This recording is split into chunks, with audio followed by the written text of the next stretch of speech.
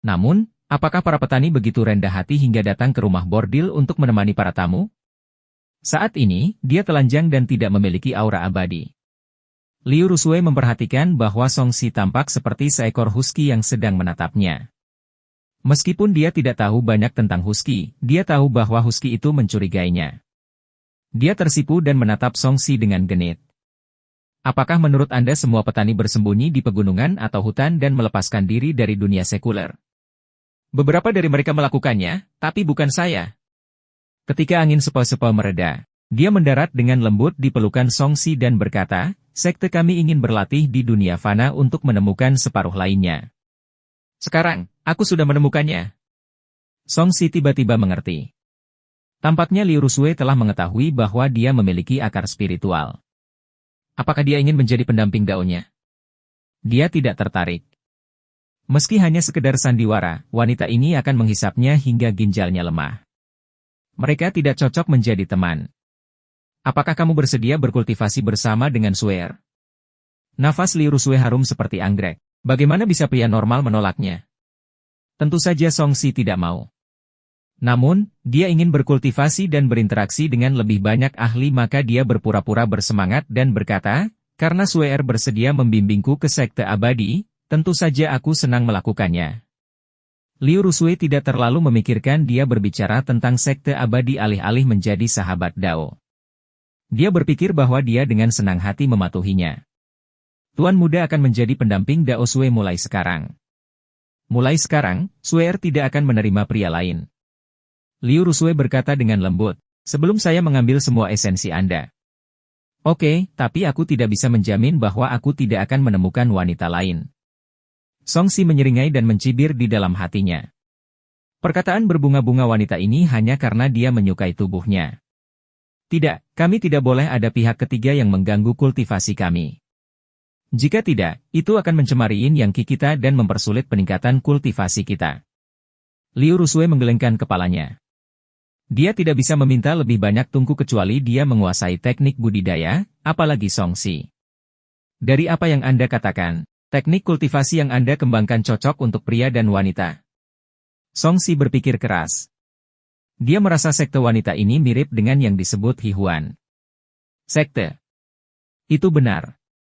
Seni cemerlang matahari dan bulan sekte kami adalah teknik abadi budidaya ganda yang terkenal di dunia budidaya. Secara alami, kami para murid mengembangkan teknik inovatif yang sama. Jari-jari Liu Rusue dengan gesit bergerak di sekitar tubuh Song Si. Hanya kami berdua yang tahu apa yang akan terjadi selanjutnya. Tidak pantas memberitahu orang ketiga. Beritahu aku, Song Si tampak penuh harap. Kamu berasal dari keluarga kaya. Anda harusnya tahu bahwa latar belakang Nyumun Brothel tidaklah sederhana, bukan? Ya. Ini tidak meratakan apa yang kamu pikirkan. Selain memiliki hubungan yang mendalam dengan para pejabat dan bangsawan dinasti kian besar, kuncinya adalah ada sekte teratas di dunia budidaya seperti Istana Yaomun di belakangnya.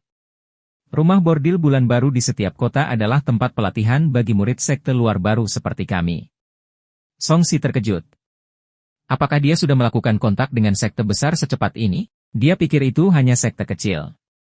Dia tidak bisa menahan diri untuk bertanya, kalau begitu, bisakah saya memulainya? Sekarang dia tidak dapat melakukan kontak dengan mengucapkan manapun yang abadi, Song Si secara alami harus memanfaatkan kesempatan ini. Tidak sekarang. Liu Rusue menggelengkan kepalanya. Namun, kamu bisa menjadi pendamping Daoku. Selama tingkat komentar Anda cukup tinggi dan Anda lulus penilaian sekte, Anda dapat memasuki sekte tersebut melalui perkenalan saya. Kalau begitu, aku tidak akan memiliki kesempatan untuk mengembangkan teknik abadi sekarang? Song Si menyesal karena dia tidak bisa masuk sekte tersebut. Jika dia ingin berhubungan dengan kekuatan abadi, dia hanya bisa mengandalkan wanita ini. Sepertinya dia harus terus bernafas. Dia harus mendapatkan teknik budidaya dari roda loter sesegera mungkin. Dia seharusnya tidak bergantung pada orang lain. Dengan adanya Suer, tuan muda tentu saja memiliki peluang. Suer tersenyum indah. Saya membayar mahal sebagai ketidakseimbangan atas teknik budidaya abadi untuk Anda. Tuan muda, Anda harus memikirkan cara untuk membalas budi saya. Dia menempelkan dadanya erat-erat ke Song Si dan berkata dengan penuh pesona, Tuan muda, Anda harus sering datang ke sini dan membiarkan saya membantu Anda dalam memelihara Anda. Ketika tingkat pukulan Anda lebih tinggi, saya juga dapat membalas budi Anda. Songsi mengangguk tanpa ragu, tidak masalah. Beri saya teknik budidaya. Saya akan datang setiap hari mulai sekarang. Liu Rusue terkikik. Dia menyeka pakaiannya dan mengeluarkan buku kuning dan selembar kertas. Tuan muda, akar spiritual Anda adalah akar roh api. Teknik budidaya ini disebut teknik penyempurnaan yang. Ini sangat cocok untuk Anda. Ingat dulu dan izinkan saya memandu Anda dalam langkah-langkahnya. Songsi tertarik dengan rasa ingin tahu dan membalikannya. Ia menyadari bahwa metode budidaya teknik pemurnian yang mirip dengan telapak pasir besi dan seni prajna. Tapi itu lebih rumit. Metode pemukulan ini memiliki jalur sirkulasi dari luar ke dalam tubuh, dan ada juga beberapa metode pemukulan mental seperti metode pemukulan seni bela diri yang menyampaikan esensi menjadi ki. Teknik budidaya bagian menjadi 9 tingkatan. Ini mungkin ki refinement tingkat pertama hingga ke-9. Dia sangat gembira. Dia akhirnya mendapatkan teknik budidaya abadi. Dia tidak menyia-nyiakan stamina dan energi yang dia habiskan di tempat tidur yang beberapa kali menyebabkan ginjalnya lemah. Bagaimana itu? Kamu tidak mengerti, kan? Suer akan mengajarimu. Liu Rusue menempel di dekat lengan Songsi dan mengulurkan jari-jarinya yang ramping. Dia menyelipkannya ke dada Songsi dan menunjukkan titik meridian dan akupuntur yang tepat untuknya. Songsi sedikit panas dan terganggu, tetapi teknik budidaya abadi ada tepat di depannya. Itu lebih berharga daripada kecantikan. Oleh karena itu dia menahan goyangan dada putihnya dan belajar dengan serius. Kami para mitra berbeda dari para seniman bela diri kasar itu. Meskipun kita juga harus mewujudkan esensi kita menjadi ki, kita lebih memperhatikan pemurnian energi spiritual langit dan bumi. Ini pada dasarnya berbeda dari seniman bela diri. Liu Rusue memandang rendah praktisi bela diri itu dan melanjutkan. Saat kita menarik ki spiritual ke dalam tubuh kita dan menggabungkannya dengan esensi ki, kita dapat memadatkan energi spiritual kita sendiri. Ketika energi spiritual kita cukup kuat, kita dapat mengolah mantra dan mengaktifkan artefak Dharma. Maka tidak akan ada masalah bagi kita untuk terbang ke langit atau menggali ke dalam tanah. Teknik budidaya yang ini memvisualisasikan dunia sebagai matahari. Dengan menyerap dan menerima energi yang di dunia dan menggabungkannya dengan esensi ki miliknya sendiri, seseorang dapat memadatkan energi api spiritual. Pada titik ini, dia terkejut saat mengetahui Songsi sudah duduk bersila dan bernapas. Dia buru-buru berkata, saya belum meminta Anda untuk apartemen. Jangan gegabah. Kekuatan ki spiritual elemen api sangat ganas. Jika Anda tidak berhati-hati, Anda akan menderita penyimpangan ki. Dia sedikit cemas. Dia bahkan belum mengembangkan Songsi sebagai tungku. Jika dia meninggal karena penyimpangan ki, semua usahanya akan sia-sia. Namun, Songsi sudah memasuki kondisi tenang. Ada nyala api samar yang menyala di kedalaman. Ki spiritual dari dunia luar, yang tertarik pada atribut apinya, perlahan berkumpul dan memasuki tubuhnya. Karena dia juga seorang pemula dan budidayanya tidak terlalu kuat. Untuk sesaat, dia bingung. Liu Rusue tahu jika dia dengan gegabah menyelanya, Songsi akan mati lebih cepat. Tak berdaya, dia hanya bisa menonton dengan gugup. Songsi hanya merasakan energi api memasuki meridiannya melalui titik akupunturnya dan kemudian menyatu ke arah kedalaman. Apakah ini ki spiritual? Tepatnya, ki spiritual dari atribut api. Songsi memperkirakan cukup baru. Ini adalah energi eksternal, benar-benar berbeda dari metode pengembangan kekuatan internal yang dia kembangkan sebelumnya. Berlatih seni bela diri terutama untuk memahami esensi menjadi ki. Maksudnya adalah mengolah ki dan hidup selamanya. Ia lebih memperhatikan lingkungan eksternal dan bakat. Songsi merenung. Sepertinya ada sesuatu di kedalaman yang menarik ki spiritual ini. Kemungkinan besar itulah yang disebut akar spiritual. Tanpa api ini, dia merasa akan sangat sulit menyerap ki spiritual ilusi dari luar ke dalam tubuhnya. Ki spiritual mengalir melalui meridiannya dan masuk ke dantiannya. Tiba-tiba, bola api di perutnya menjadi lebih terang dan jejak energi merah menyala murni muncul di dantiannya. Songsi diam-diam senang.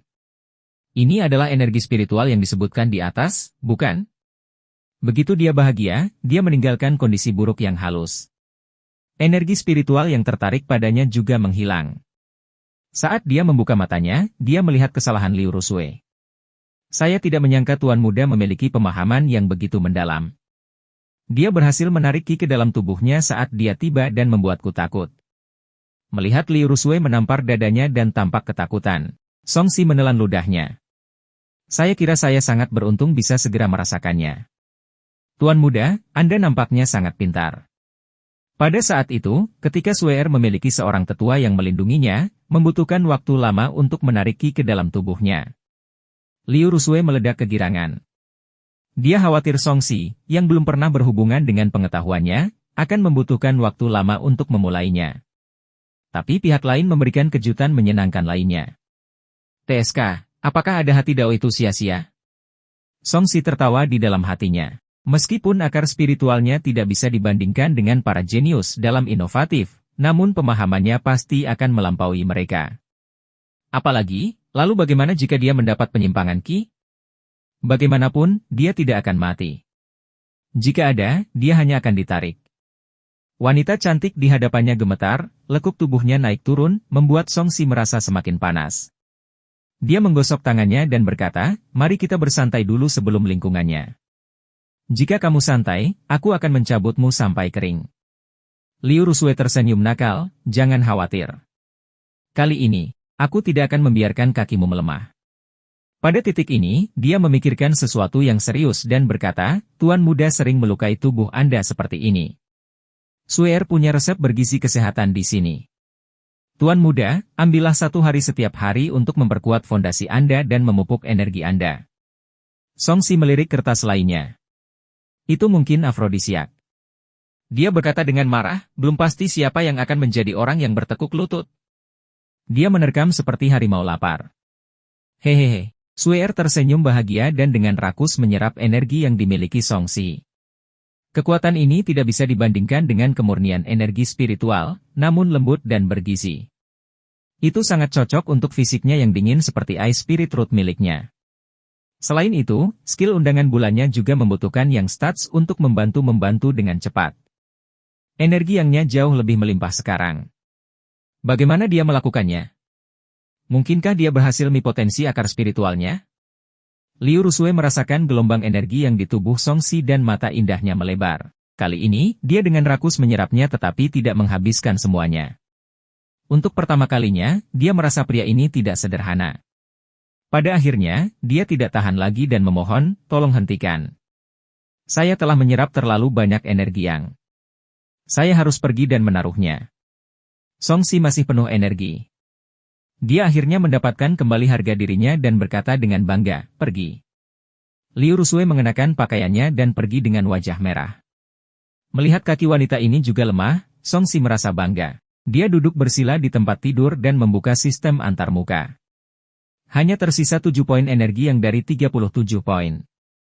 Liu Rusue seharusnya menyerap 30 poin sebelum dia pergi. Apakah itu berarti kekuatan di tubuhnya tidak akan lebih dari 30 poin? Song Si tenggelam dalam pikirannya sambil terus berlatih teknik pemurnian yang. Dia menutup matanya dan dengan mudah memasuki keadaan halus yang hanya bisa diimpikan oleh para ahli dalam beberapa tarikan napas. Kemudian, dia bisa dengan jelas merasakan gumpalan cahaya seperti api di sekitarnya. Selain nyala api, samar-samar dia juga bisa merasakan titik cahaya lainnya. Warnanya berbeda-beda dan sangat redup. Mereka tidak banyak beresonansi dengannya. Sepertinya ini adalah Qi spiritual api. Dengan pemikiran ini, saat dia bersirkulasi sesuai dengan teknik budidaya, cahaya ini perlahan melonjak ke arah tubuhnya dan diserap kemudian disempurnakan sedikit demi sedikit. Selain Qi spiritual, ada juga energi seperti api yang berkumpul di dantiannya. Ini dengan cepat berubah menjadi Qi spiritual api, dan berubah lebih cepat dan lebih mudah daripada Qi spiritual api dari dunia luar. Seperti yang diharapkan, energi yang ini bagus untuk budidaya, tidak heran Big Smart tidak ingin kehilangan keperawanannya meskipun dia berdetak sampai mati. Song Si memperhatikan perbedaannya.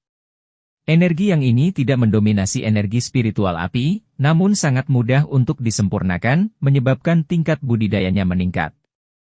Ketika dia berada di dekatnya, sebagian Qi sejati yang tersisa di dantian di bawahnya juga diserap dan diasimilasi oleh energi spiritual, menjadi makanan bagi teknik budidaya yang. Merasakan manfaat dari pemurnian energi yang, Songsi tidak lagi ragu-ragu dan berusaha mengetahui tenaga untuk menyalurkan energi yang di tubuhnya. Dengan energi yang sebagai sumber daya budidaya, kekuatan spiritual Songsi meningkat dengan sangat cepat. Gumpalan energi spiritual murni muncul. Ketika penyempurnaan selesai, bola kabut api seukuran kepalan tangan muncul di ruang dantiannya. Ini adalah energi spiritual. Sepertinya saya telah mencapai Ki Refinement tingkat pertama.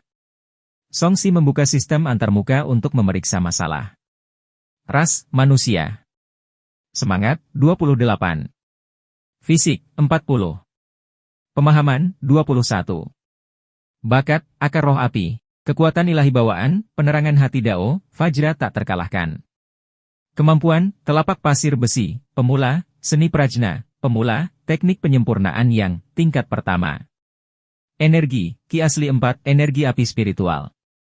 Poin atribut kebebasan. Peluang loter. Jika saya kehabisan energi yang, apakah saya masih memilikinya setelah mati sekali? Jika ya, saya akan terus menggunakannya untuk berterima kasih. Kecepatanku akan jauh lebih cepat. Songsi sedikit penasaran. Pada saat yang sama, dia memahami bahwa energi yang berbeda dari Ki spiritual dan Ki asli. Jadi inilah yang disebut Chonate Ki, yang dikaitkan dengan landasan kehidupan. Sekarang setelah menyatu dengan Ki spiritual, ia telah membentuk versi energi spiritual api yang lebih baik dan langsung menyatu di dalamnya. Orang normal tidak akan bisa memulihkan kekuatan semacam ini begitu saja. Saya telah disedot hingga kering oleh Liu Rusui beberapa kali dan menderita kerugian besar. Namun, dia memberi saya teknik budidaya abadi, jadi saya tidak akan berurusan dengannya untuk saat ini. Saya akan melihat apa yang dia lakukan. Songsi menggelengkan kepalanya dan menghela nafas sambil melihat cahaya pagi di luar. Dia tidak berharap untuk melakukan kontak dengan kultivator abadi dengan cara ini. Selain mengandalkan sistem untuk menggambar lotre, dia juga berpikir untuk dipilih oleh seorang guru Tao tua atau mengambil beberapa teknik budidaya abadi di sepanjang jalan untuk memasuki dunia budidaya. Dia bahkan berpikir untuk membunuh orang yang diam-diam mengincar keluarga Song untuk melihat apakah dia bisa mendapatkan teknik budidaya abadi. Sudah waktunya untuk kembali. Aku akan kembali malam ini. Songsi bersiap untuk makan, lalu memutuskan untuk meminta Big Smart mengajarinya seni bela diri ketika dia kembali. Saat dia hendak meminta pelayan untuk mengantarkan makanan, dia terkejut saat mengetahui bahwa dia tidak begitu lapar setelah berhubungan seks semalaman. Budidaya memang tidak banyak membutuhkan makanan. Jika saya berlatih seni bela diri, saya akan kelaparan. Songsi menyadari perbedaan antara berlatih seni bela diri dan mengembangkan keabadian. Yang pertama fokus pada pengembangan ki esensi di dalam tubuhnya, sedangkan yang kedua fokus pada pengembangan ki spiritual di dunia luar. Bagaimana energi yang disediakan oleh satu orang dibandingkan dengan energi spiritual yang luas dari langit dan bumi di dunia luar? Jika itu adalah orang biasa, mereka pasti akan menyerah berlatih seni bela diri dan fokus pada kultivasi. Namun, Songsi tidak melakukannya. Dengan satu saluran lagi, akan ada lebih banyak peluang baginya untuk mencari kematian. Dia tidak bisa menyia-nyiakan kesempatan ini. Apa yang akan terjadi jika saya mengolah seni prajna dan teknik pemurnian yang bersama-sama? Songsi tiba-tiba mendapat ide dan segera mulai mengedarkan kedua teknik budidaya tersebut pada saat yang bersamaan. Segera, meridian Songsi pecah dan energi spiritual serta ki aslinya bercampur menjadi satu. Dia meninggal dengan lancar. Ding, selamat atas kematian akibat penyimpangan ki. Pemahaman 1. Ding, selamat atas kematian karena mengembangkan teknik budidaya baru. Anda memenuhi persyaratan untuk motivasi. Jika Anda mengembangkan seni prajna dengan sempurna dalam waktu yang ditentukan, Anda akan diberi kesempatan undian berhadiah. Setelah pemberitahuan itu, Songsi muncul di bawah tempat tidurnya. Songsi merangkak keluar dari bawah tempat tidur dan terkekeh. Tidak buruk pulang gratis. Dia tidak bisa tidak memikirkan permainan yang dia suka mainkan di kehidupan sebelumnya di mana dia akan segera kembali ke kota setelah sekarat. Hampir sama dengan apa yang dia lakukan sekarang. Ia merasa kondisinya sedikit berbeda. Dia buru-buru membuka sistem antarmuka. Masih belum ada energi yang, namun energi spiritual api miliknya telah berubah dari 3 poin menjadi 18 poin. 1 titik energi spiritual setara dengan 2 titik energi yang. Energi spiritual dalam dantiannya meluas. Menurut deskripsi teknik budidaya, dia langsung mencapai penyempurnaan Ki tingkat kedua. Tampaknya sekitar 10 poin energi spiritual pada tahap awal adalah penyempurnaan Ki tingkat pertama. Setelah Songxi mengetahui sistem poin yang baru, dia biasanya berkata, Xiao Mei, bersiaplah untuk mandi. Di luar sangat sunyi. Tidak ada tanggapan. Lagu Si mengerutkan kening. Xiao Mei adalah pelayan pribadinya. Dia seharusnya berada di luar menunggu untuk melayaninya saat ini. Sangat cerdas. Dia memanggil lagi tetapi masih belum ada jawaban. Rasa tidak nyaman muncul di hatinya. Di luar terlalu sepi. Sekalipun semua anjing mati, suara napas, langkah kaki, dan diskusi orang-orang masih terdengar. Kini, dengan pendengarannya yang kuat, tidak ada apapun selain suara angin. Samar-samar dia bisa mencium bau darah dan bau yang tidak biasa. Ekspresinya berubah drastis saat dia melangkah keluar. Dia mendorong pintu hingga terbuka. Hal pertama yang dilihatnya adalah dua mayat dengan mata penuh keluhan. Di sebelah kiri adalah pelayan pribadinya, Xiao Mei, dan di sebelah kanan adalah penjaga malamnya, Li Cheng. Mereka semua meninggal karena pendarahan dari 7 lubangnya. Mata mereka terbuka lebar, dan keadaan mereka mengerikan dan menakutkan. Jelas sekali bahwa mereka telah menderita banyak penderitaan sebelum meninggal. 2 orang yang kemarin masih hidup dan hidup kini telah tiada. Tampilan asli bab ini dapat ditemukan di VLSS 1N. Wajah Songxi langsung berubah pucat saat dia menggenggam tangannya dengan erat. Meskipun ada perbedaan tuan pelayan antara dia dan para pelayan ini, dia tidak terlalu peduli dengan konsep feodal ini. Terlebih lagi, mereka telah hidup bersama selama bertahun-tahun, bagaimana mungkin dia tidak memiliki perasaan apapun terhadap mereka? Itu terlalu banyak. Aku tidak pernah begitu ingin membunuh siapapun. Dengan cahaya dingin di matanya, wajah Songxi menjadi gelap. Tanpa kata pun, dia perlahan keluar. Setelah beberapa langkah, mayat lain yang meninggal dengan cara serupa muncul di bawah pohon kurma. Bibi Zhanglah yang bertugas mencuci pakaian.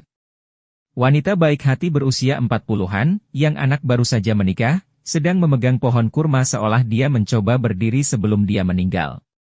Songxi tanpa ekspresi, Bibi Zhang, aku akan membalas dendammu.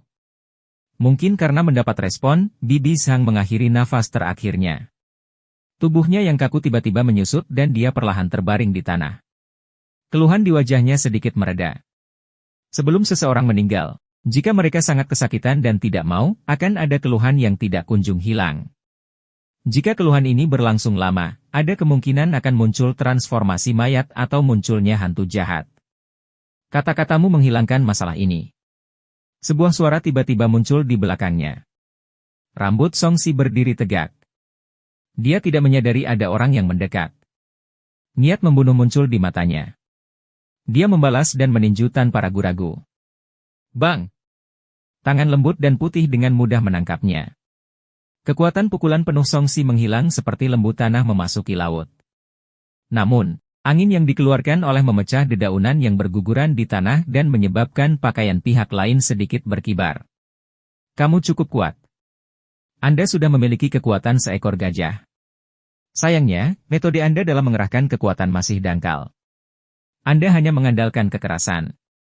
Orang yang menerima pukulan Songxi berkomentar ringan. Dia tinggi dan berpenampilan muda awet. Dia mengenakan jubah hitam khusus dan memiliki wajah tampan. Tangannya seperti batu giok putih yang memancarkan kilau berkilau. Kilau berwarna giok bersinar, dan Songxi langsung ditolak oleh kekuatan yang sangat fleksibel. Dia mundur ke pohon jujube dengan paksa, menyebabkan pohon itu berguncang hingga patah. Setelah memaksanya kembali, pihak lain tidak bergerak lagi. Sebaliknya, dia memandangnya dengan penuh minat. Dari nada bicaramu, sepertinya kamu adalah anggota keluarga Song yang baru saja kembali? Siapa kamu? Songxi langsung tahu bahwa orang ini bukanlah musuh. Kalau tidak, dia akan memanfaatkan kelemahannya untuk membunuhnya. Dia menatap orang ini. Rambut panjangnya tergerai dengan santai, dan temperamennya anggun dan seperti dunia lain. Karena dia mengenakan pakaian berwarna hitam, membuat kulitnya terlihat semakin cerah. Dia merasa orang ini adalah tuan muda seperti dia. Namun, kalau dilihat dari pedang musim semi bordir yang tergantung di pinggangnya dan tanda perak dengan ukiran kata merah di atasnya, dia jelas bukan seorang playboy. Komandan perak merah dari pembunuh iblis kian besar, Si Kong ya. Pemuda itu berkata, saya diperintahkan untuk mengejar setan di sini. Secara kebetulan, keluarga Song menjadi sasaran iblis, jadi saya datang untuk memeriksanya. Divisi pembunuh iblis. Iblis. Song Si mengerutkan kening, wajahnya dingin. Apakah kamu tahu keberadaan iblis yang menyakiti keluargaku? Kami masih menyelidikinya. Karena dia pindah ke sini, dia seharusnya masih berada di kota Silken. Si Kong ya sedikit terkejut karena orang ini tidak takut padanya dan malah berbicara kepadanya secara setara. Tolong bawa aku bersamamu, jika kamu bisa. Song Si berkata dengan sungguh-sungguh. Apakah kamu tidak takut? Kami, pembunuh iblis seringkali harus menghadapi hal-hal yang mengkhawatirkan. Goda Si Kong ya. Dia sudah membunuh begitu banyak rakyatku. Biarpun dia abadi, cepat atau lambat aku akan membunuhnya. Ada sedikit kekejaman di mata Song Si. Ini adalah sesuatu yang belum pernah terjadi sebelumnya. Ambisius. Si Kong ya mengangguk sedikit, tapi dia tidak langsung setuju. Sebaliknya, dia bertanya, apa statusmu di klan Song? Putra ketujuh dari keluarga Song, Song Si. Oh, kukira kamu adalah anak seorang pelayan. Si Kong ya terkejut, kalau begitu menurutku kamu tidak perlu bersikap begitu getir. Ayahmu pasti melarikan diri. Orang tua itu belum mati? Ekspresi Song Si sedikit melembut. Selain ibunya, ini adalah satu-satunya keluarga yang dia akui. Yang meninggal sebagian besar adalah para pembantu dan pembantu rumah tangga. Banyak anggota keluarga Song Anda yang melarikan diri. Mereka bersembunyi di kantor pemerintah karena ketakutan. Ekspresi Si Kong ya sangat dalam. Apakah kamu masih akan membalaskan dendam mereka? Ya. Song Si tidak ragu-ragu. Orang punya perasaan. Sekalipun mereka adalah pelayan, mereka tetaplah umatku. Siapapun yang membunuh mereka akan mati. Si Kong ya mau tidak mau melihat lagi ke arah Song Si. Kekuatan orang ini tidak seberapa, namun rasa percaya dirinya cukup untuk menggerakkan dirinya. Astaga! Seorang pria berpakaian hitam muncul dan berlutut dengan satu kaki. Komandan Si Kong, tidak termasuk mereka yang melarikan diri, total 367 orang dari keluarga Song tewas. Kebanyakan dari mereka meninggal karena sihir Fodo dan beberapa dibunuh oleh hantu. Seluruh istana keluarga Song telah dikutuk oleh Fodo. Kita harus membakarnya untuk menghilangkan dampaknya. Suruh orang-orang dari kantor pemerintah untuk membantu kami mendapatkan beberapa materi. Larang semua orang luar mendekat. Kita akan mulai membakarnya nanti. Si Kong ya mengangguk dan memberikan perintahnya. Pria berbaju hitam itu menjawab dan memandang Song Si sejenak. Dia kemudian berubah menjadi hantu dan menghilang dalam sekejap di pintu masuk halaman. Song Si masih bisa melihat ada tanda serupa yang tergantung di pinggangnya, tetapi warna dan bahannya berbeda. Mengapa iblis itu menyerang keluarga Song kita? Song Si bingung. Ini sangat rumit. Ada banyak faktor mengenai kekuasaan dan manfaat di balik motifnya. Terlebih lagi dugaanku adalah keluarga Songmu telah memprovokasi dia sebelumnya. Menurut tebakanku, dia kebanyakan menggunakan Fodo seperti cacingku, tapi dia mungkin membangkitkan hantu juga. Si Kong ya tiba-tiba berhenti berbicara, saya tidak bisa memberitahu Anda detailnya lagi. Ini adalah rahasia organisasi kami. Siapa yang tahu kalau kamu ada hubungannya dengan iblis itu? Saya ingin tahu di mana dia berada. Jika kamu menemukannya, beritahu aku. Song Si tidak pernah begitu ingin membunuh seseorang. Kamu tidak punya hak untuk mengetahuinya. Ekspresi Si Kong ya acuh tak acuh, bagaimana jika beritanya bocor, jika ku beritahukan padamu? Saya khawatir iblis itu akan menimbulkan banyak korban jiwa. Song Si terdiam. Divisi pembunuh iblis ini mungkin mirip dengan pasukan khusus yang dia kenal. Kerahasiaan informasi harus menjadi hal yang sangat penting. Saya akan memeriksanya sendiri. Song Si tidak mengatakan apapun lagi. Dia berbalik dan berjalan keluar. Dia ingin melihat apa yang sedang terjadi dan juga berharap menemukan beberapa petunjuk. Tunggu. Si Kong ya tiba-tiba menambahkan, kekuatan fisikmu sangat kuat. Kamu seharusnya memiliki bakat khusus, kan? Kekuatan ilahi bawaan. Apakah memiliki kulit perunggu dan tulang besi diperhitungkan? Jawab Song Si dengan tenang. Jadi begitu. Saya bertanya-tanya mengapa Anda begitu kuat meskipun ki asli Anda tidak tebal. Jadi, Anda sebenarnya punya beberapa bakat. Apakah kalian tertarik bergabung dengan Demon Slayers?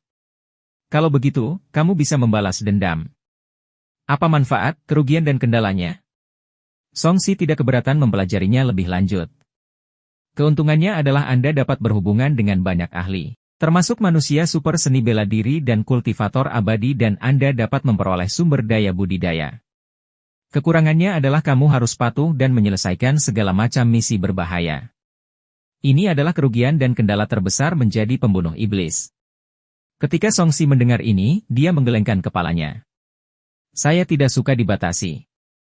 Mari kita berhenti di situ saja. Dengan itu, dia keluar dari halaman dan memulai penyelidikannya. Ia sangat yakin bahwa dimanapun musuh menyerang, pasti akan ada jejak yang tertinggal.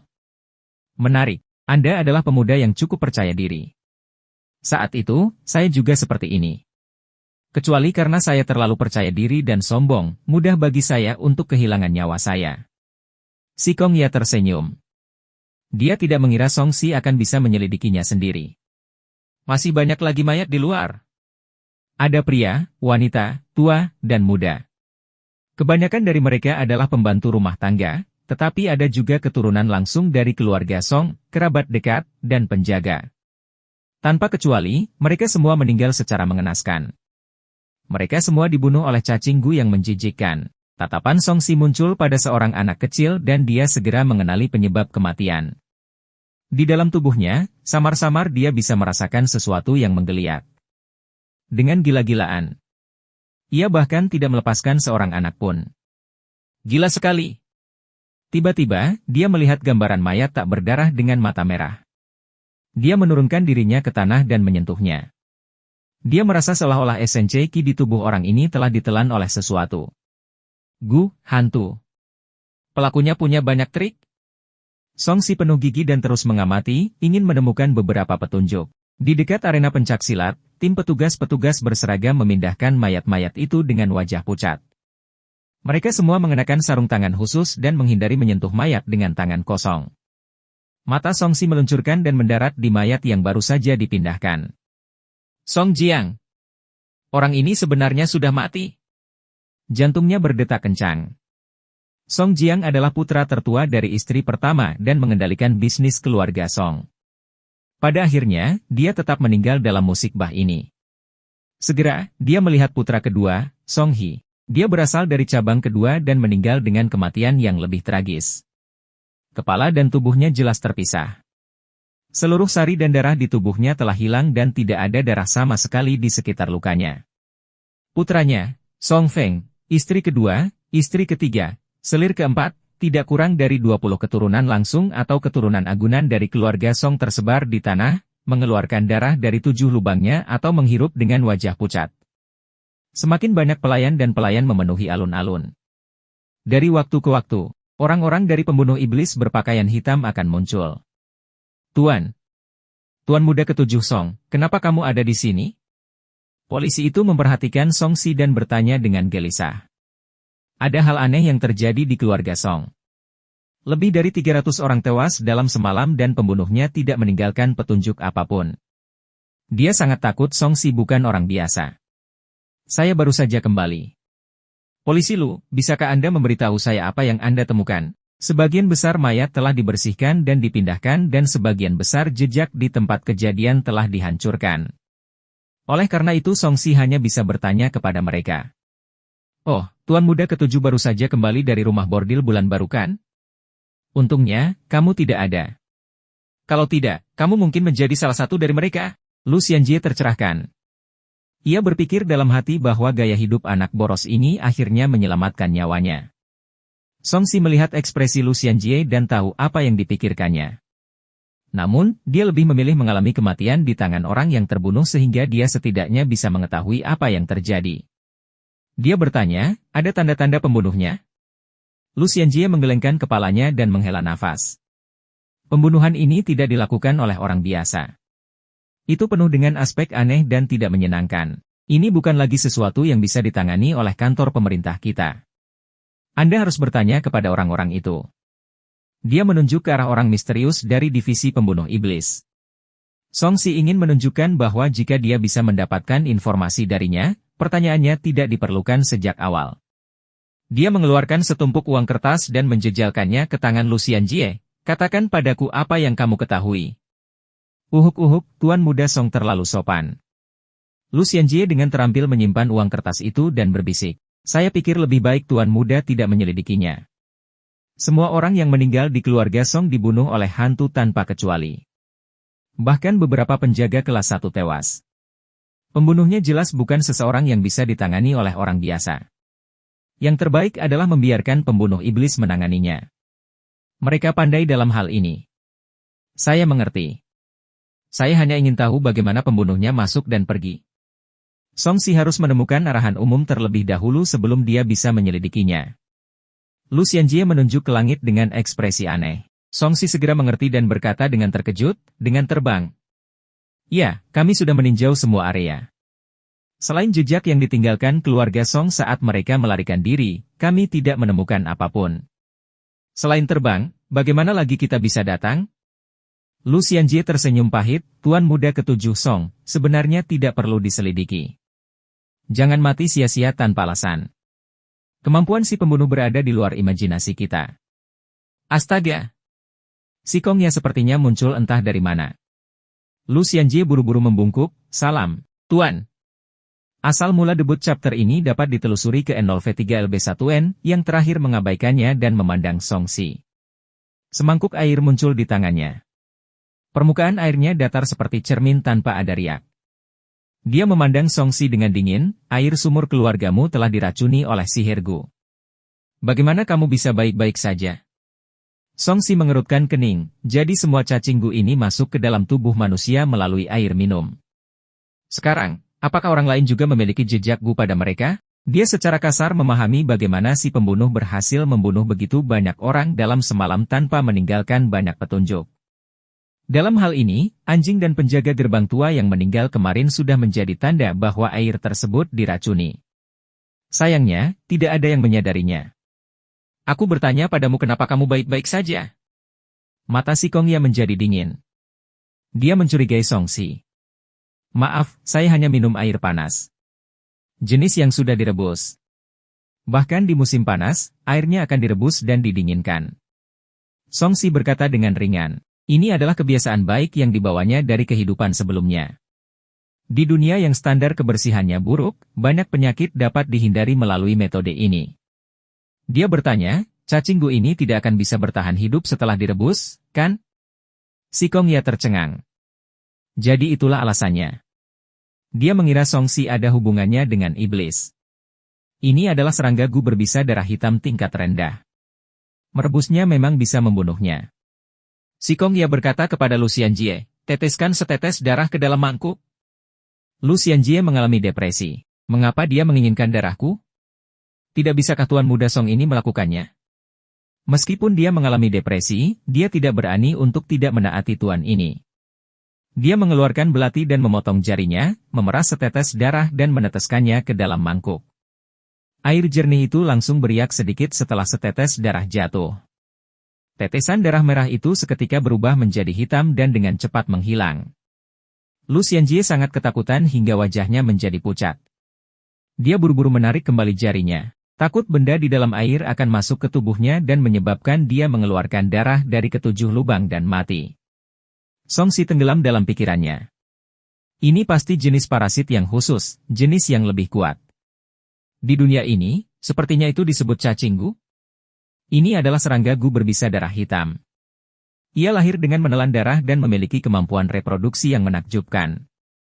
Kecuali jika dioleskan pada mata pisau untuk memotong orang, dalam keadaan normal hanya dapat menyebar melalui air.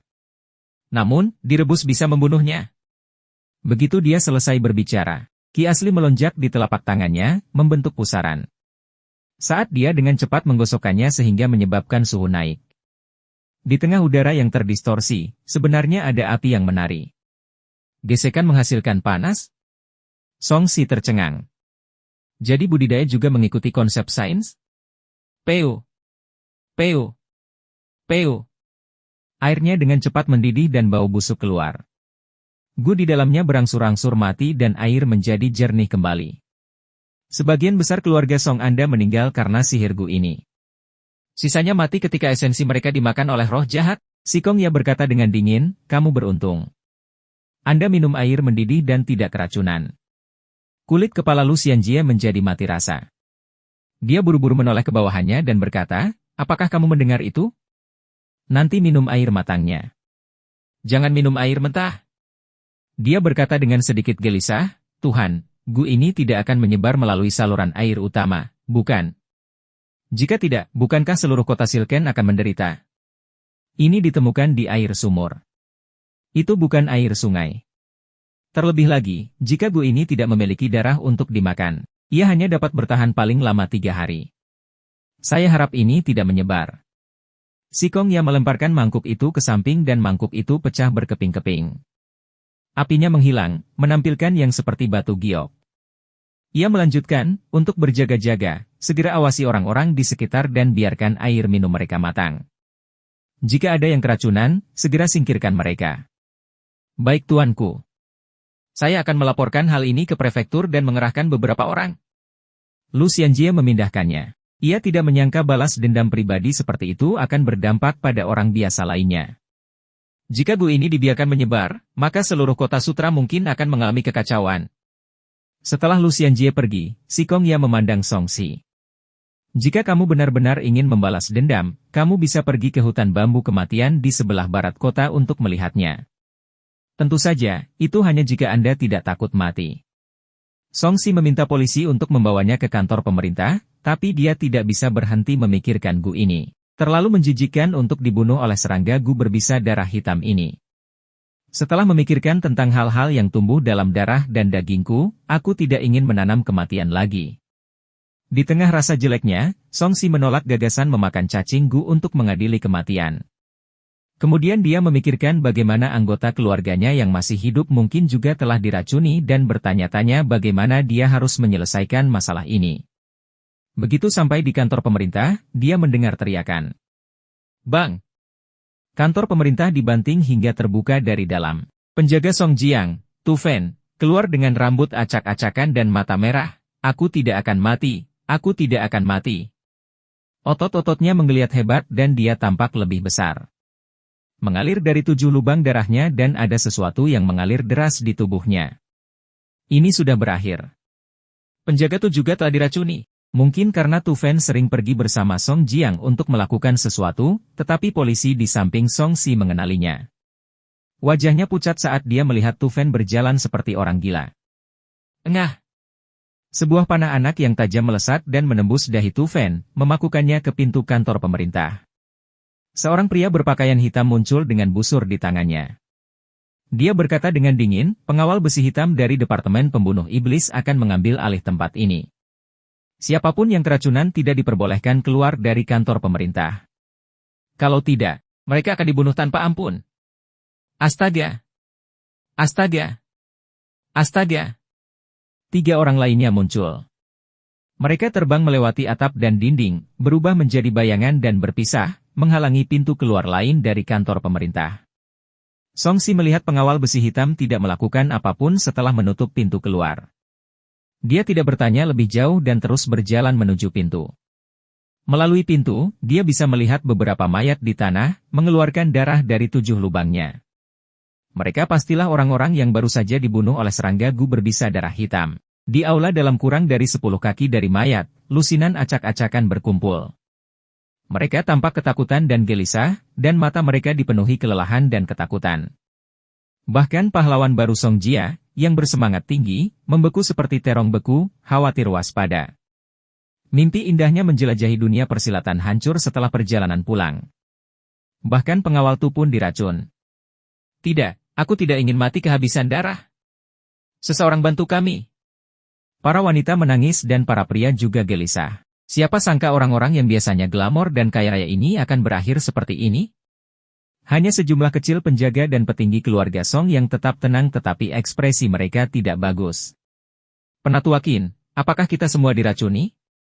Seorang lelaki tua gemuk berusia 60-an bertanya kepada lelaki tua berambut putih dan berjanggut itu dengan gelisah. Yang pertama adalah kepala keluarga Song, Song Wan dan yang terakhir adalah ahli Conate, Qin Zonglin. Wajah Qin Zonglin penuh kerutan dan auranya sedikit tidak stabil. Ada genangan darah di dadanya, dan tidak diketahui apakah itu darahnya atau orang lain. Dia menghela nafas.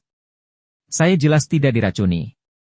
Adapun kalian, jika kalian minum air mentah baru-baru ini, kalian seharusnya diracuni. Hati yang lain kembali tenggelam.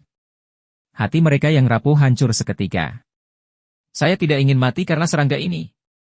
Aku lebih baik bunuh diri daripada menjadi monster yang dipenuhi serangga. Seseorang beri aku kematian yang cepat. Mereka yang meminum air mentah langsung putus asa. Aku belum pernah meminumnya. Song Jie sangat terkejut. Dia baru saja kembali kemarin, jadi dia tidak sempat minum air mentah. Saya juga tidak. Untungnya dingin. Saya tidak minum air dingin. Beberapa anggota keluarga Song sangat gembira, sangat berbeda dengan anggota keluarga lainnya yang putus asa. Saat ini terlihat sebagian besar orang yang meminum air mentah tersebut adalah pembantu rumah tangga, dan penjaga. Namun, ada juga beberapa selir dan beberapa tuan muda. Karena di zaman yang serba ketinggalan ini, tidak banyak orang yang terpikir untuk merebus air sebelum meminumnya.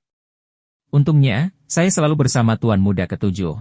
Kecuali saat musim panas, saya sudah lama mengembangkan kebiasaan minum air matang. Big Smart berpikir dengan gembira. Penjaga lainnya berdiri di samping dengan ekspresi jelek. Jelas sekali mereka telah meminumnya. Song Wan sudah tua dan belum minum air mentah akhir-akhir ini. Ketika dia melihat sebagian besar putra dan putrinya yang masih hidup menderita, ekspresinya menjadi sedih ketika dia berkata dengan sedih, lebih dari separuh dari mereka diracun. Dosa apa yang dilakukan keluarga saya hingga menghadapi bencana tragis yang akan memusnahkan keluarga kami? Tadi malam, iblis itu berkata bahwa keluarga Songmu pernah menyebabkan kehancuran keluarganya. Bagaimana mungkin kamu tidak melakukan dosa apapun?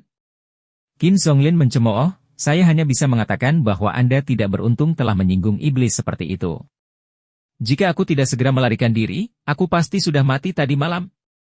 Beberapa penjaga saling memandang dan maju selangkah. Tuan Song, jika aku tidak mati kali ini, aku akan meninggalkan keluarga Song. Saya juga. Aku juga. Selain penjaga yang dilatih oleh keluarga Song atau mereka yang setia kepada keluarga Song, penjaga lainnya menyatakan bahwa mereka akan meninggalkan keluarga Song. Pada akhirnya, banyak yang pergi tanpa ragu-ragu. Melihat orang-orang terakhir telah bubar, suasana hati keluarga Song menjadi semakin suram. Big Smart, yang memegang pedang panjang di sudut, ragu-ragu. Tiba-tiba, dia melihat seseorang berjalan dari luar pintu dan buru-buru berdiri. Tuan muda ketujuh. Ya. Song Si sedikit mengangguk. Saudara ketujuh. Seorang gadis dengan suara kekanak-kanakan memanggil. Dialah satu-satunya yang berinisiatif memanggil Song Si. Yang lain sedang tidak berminat untuk memperhatikannya. Song Si menoleh. Seorang gadis berumur 11 atau 12 tahun menangis dengan menyedihkan. Ini adalah putri dari selir ke-8, Song Xiaobei. Dia berada di urutan ke-15 dalam keluarga. Mungkin karena dia tidak mempunyai anak laki-laki, statusnya sangat rendah. Karena dia mirip dengan Song Si, mereka berdua tinggal berdekatan. Cabang ke-8 memiliki hubungan yang baik dengannya, yang disebut cabang ke-7. Kadang-kadang, dia membawakan makanan dan mainan untuk gadis ini. Jadi dia agak terlalu terikat padanya. Namun, dia seorang laki-laki dan tidak tertarik bermain dengan seorang gadis kecil, jadi dia tidak terlalu memperhatikan ketergantungan ini. Bei, tidak apa-apa. Jangan menangis. Song Si menepuk kepala Song Bei dan melihat sekeliling, tapi dia tidak melihat bibinya yang ke-8. Dia mungkin sudah mati. HMPH, sepertinya tidak apa-apa.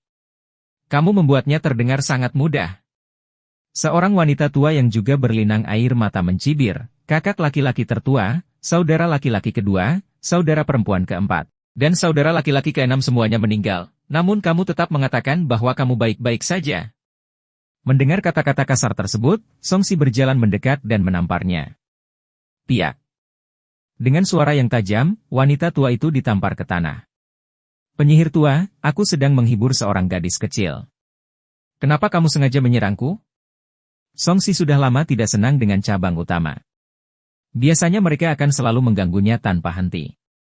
Bahkan sampai sekarang, mereka masih belum berhenti. Apakah mereka benar-benar mengira dia tidak punya cara untuk melawan mereka? Kamu. Beraninya kamu memukulku? Nyonya pertama menatap Song Si dengan tidak percaya dan segera mencoba mencakarnya. Piak. Tamparan lagi. Yang terakhir menutupi wajahnya dan akhirnya menjadi tenang. Beraninya kamu. Song Wan berdiri dan sangat marah, anak yang tidak berbakti, tidak apa-apa jika kamu mengunjungi rumah bordil setiap hari, tapi sekarang kamu sudah mulai tidak menghormati orang yang lebih tua? Bukankah lebih baik mengunjungi rumah bordil daripada menarik setan? Song Si mencibir, sebuah keluarga dengan lebih dari 300 orang semuanya telah menjadi mayat. Pak Tua, bukankah sebaiknya kamu memberitahuku apa yang terjadi? Wajah Song Wan berkedut dan sorot matanya berubah. Dia jelas tahu apa yang sedang terjadi. Saya ingin mendengar apa yang terjadi. Si Kong yang muncul di depan pintu, Menteri Song, jika Anda tidak memberitahu saya sekarang, seluruh keluarga Anda mungkin akan dimusnahkan. Komandan perak merah dari pembunuh iblis. Ketika Qin Zonglin melihat tanda di pinggang si Kong ya, dia buru-buru berdiri dan membungkuk. Salam, Komandan. Saudara Qin, kamu terlalu sopan. Saya si Kong ya, penanggung jawab cabang divisi pembunuh iblis di Prefektur Bo, Jiangan. Saya telah diperintahkan untuk menangkap iblis itu, Hei Duzi, dan membawanya ke pengadilan. Si Kong yang menangkupkannya dan menatap Song Wan dengan dingin, bicaralah. Kelopak mata Song Wan berkedut, dan dia hanya bisa berkata tanpa daya, masalah ini ada izin dengan putra ketigaku, Song Hu, yang mengikuti ujian kerajaan. Tidak ada yang mengira orang itu akan mempelajari teknik iblis untuk membalas dendam pada keluarga Song saya. Mendengar ini, Song Si mengumpat dalam hati. Ternyata keluarganya adalah penjahatnya. Pihak lain ada di sini hanya untuk membalas dendam. Bicaralah dengan jelas. Ekspresi si Kong ya dingin. Tuan tua, kamu tidak bisa mengungkapkannya. Reputasi Huer akan hancur dan akan sulit baginya untuk naik ke puncak. Nyonya pertama meraih tangan Song Wan dan memohon. Nyah. Kalau tidak, aku akan segera membunuhmu karena menghalangi penyelidikan pembunuh iblis. Si Kong ya menatap nyonya pertama dengan dingin. Tubuh yang terakhir bergetar. Dia sedikit takut tetapi tetap memilih untuk bertindak tidak masuk akal, beraninya kamu. Putra saya adalah hakim daerah. Keluarga Song mendapat dukungan dari istana kekaisaran dan dunia seni bela diri. Apa hakmu untuk membunuhku? Ekspresi Song Si mengejek. Dia masih membuat ringkasan di saat seperti ini. Memang sangat sulit bagi orang seperti dia untuk mengubah sifatnya. Si Kong yang mengucapkan tangannya, teman-teman, bawa pergi wanita tua bodoh ini. Aduh. Nyonya pertama duduk di tanah, perutku sakit. Kamu tidak bisa menyentuhku. Song Si menyilangkan tangannya dan berpikir, ayo, aku ingin melihat bagaimana kamu akan terus berpura-pura. Tanpa disangka, wanita tua itu mulai berputar guling sambil meratap kesakitan. Sakit. Ada cacing yang memakan hatiku. Komandan, mungkinkah wanita tua ini diracuni? Penjaga besi hitam yang datang ragu-ragu. Lebih baik lagi jika dia diracuni. Bunuh saja dia. Si Kong ya mencibir. Kalimat ini sangat menakutkan nyonya pertama sehingga dia membeku di tanah dan berkata dengan ketakutan, kamu. Beraninya kamu membunuh rakyat jelata tanpa memandang bulu. Cukup, berapa lama Anda akan terus melakukan ini? Musuh kami telah datang untuk mengetuk pintu Anda. Apakah Anda pikir Anda masih bisa menyembunyikan apa yang telah Anda lakukan? Song Wan memarahi. Setelah merasakan betapa parahnya situasi, dia bersiap untuk berterus terang. Sepertinya ada yang salah dengan otak wanita ini. Dia akan pergi. Si Kong yang menjadi tidak sabar. Jika dia menunda lebih lama lagi, iblis itu mungkin akan membunuh satu orang lagi. Ya, Komandan. Penjaga besi hitam mengulurkan tangannya, tapi sebelum dia bisa meraih nyonya pertama, dia berteriak lagi. Ah! Itu sangat menyakitkan. Ada serangga yang memakan dagingku. Berhenti berpura-pura. Penjaga besi hitam membuka dan meraih lengannya. Ah! Jeritan tajam keluar dari mulut nyonya pertama.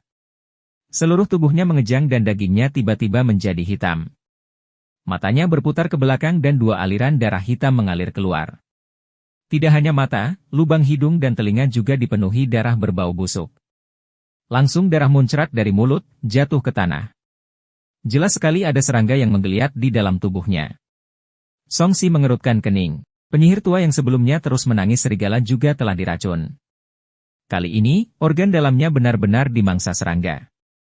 Penjaga besi hitam mengerutkan kening dan melemparkan wanita tua itu ke tanah. Simpan, selamatkan aku. Teriakan wanita tua itu dengan cepat menjadi lebih pelan. Tangannya yang seperti cakar ayam melambai dengan liar dan matanya hampir keluar. Song Wan mundur berulang kali. Mendeguk. Mendeguk. Darah hitam terus keluar dari mulutnya. Perut wanita tua itu membesar seperti sedang hamil dan dia terus menggeliat. Seolah ada sesuatu yang menusuk bagian dalam dirinya. Ibu. Song Jia menangis sedih, tapi seperti yang lainnya, dia tidak bisa berbuat apa-apa. Segera, teriakan minta tolong berhenti tiba-tiba. Wanita ini, yang kejam sepanjang hidupnya, meninggal karena gigitan cacingku. Dia tidak menutup matanya bahkan sampai kematiannya. Song Si menghela nafas. Orang yang dia benci seumur hidupnya meninggal begitu saja, tapi dia tidak bahagia sama sekali.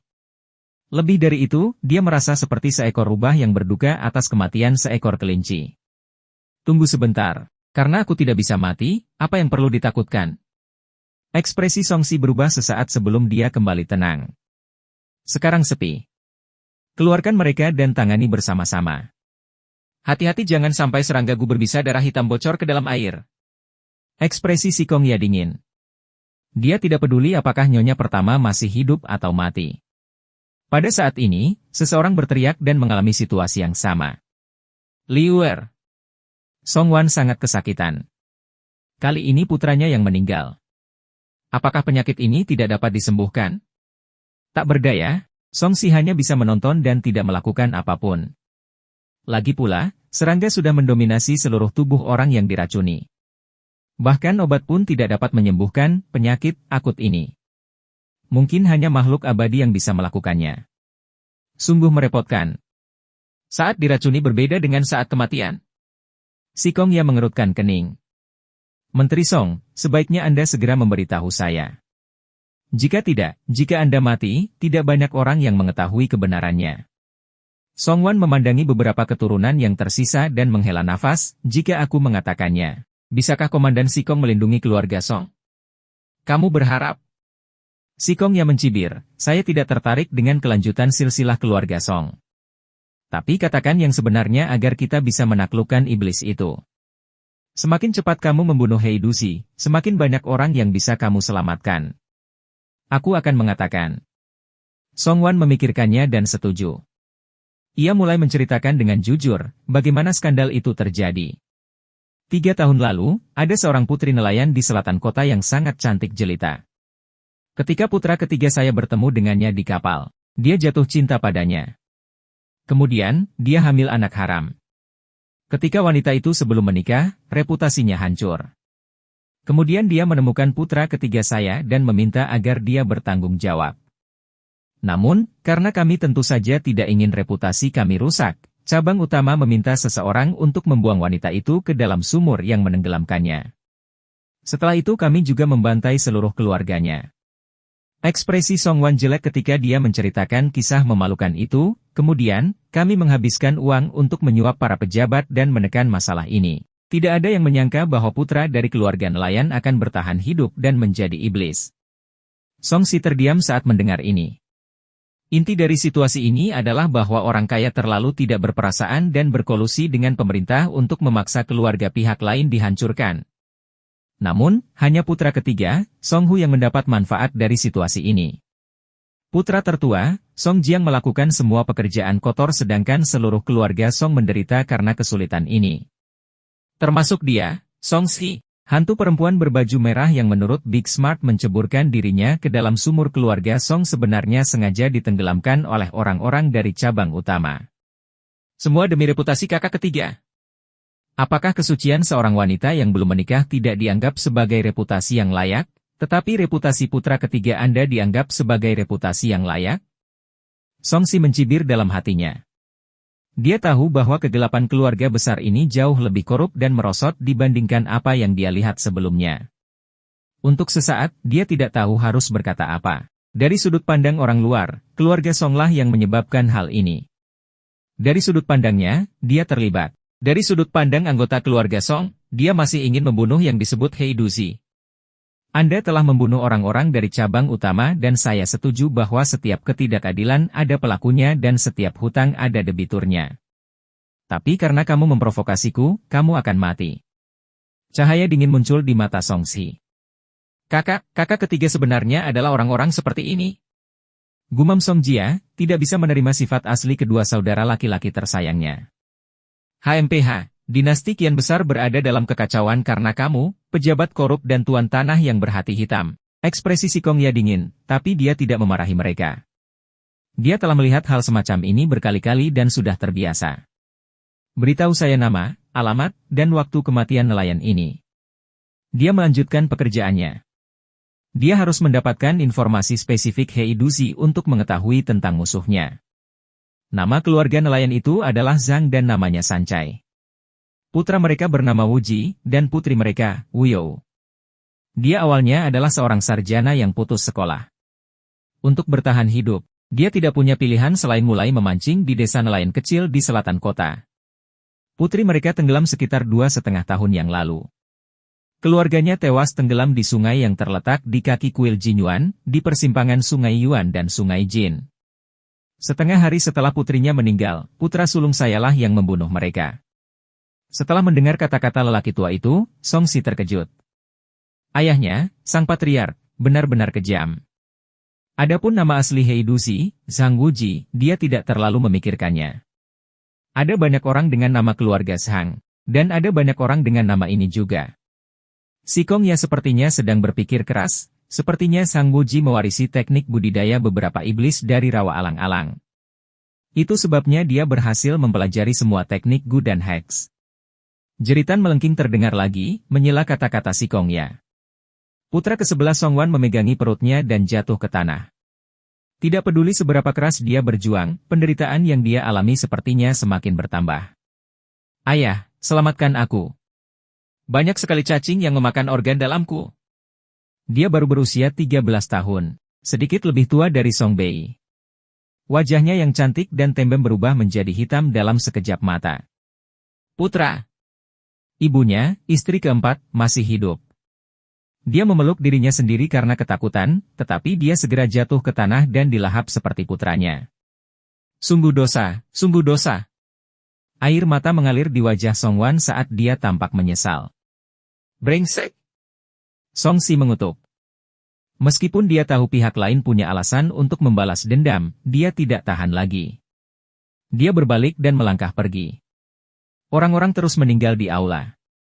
Selain Sikong Ya, anggota klan Song lainnya terlalu takut untuk menyadari bahwa Songsi telah pergi. Bahkan beberapa penjaga mengira Songsi ketakutan. Di luar pintu, penjaga besi hitam menghalangi Songsi.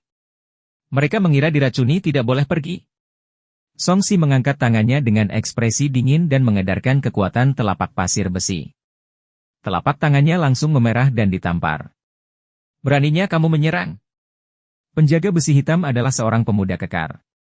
Mata berkedip-kedip karena nyala api dan wajahnya menjadi gelap. Dia juga menyerang dengan telapak tangan. Aliran udara merah mengelilingi telapak tangan seperti api. Ini adalah ki asli naga api yang dikembangkan oleh telapak naga api miliknya, yang juga berarti bahwa kekuatan berada di alam pasca kelahiran yang sempurna. Bang! Tabrakan kekuatan murni menyebabkan udara meledak. Di bawah kekuatan ilahi bawaan Songsi dan fisik Fajra tak terkalahkan, kekuatan kasarnya berlipat ganda dan pertahanannya seperti baja.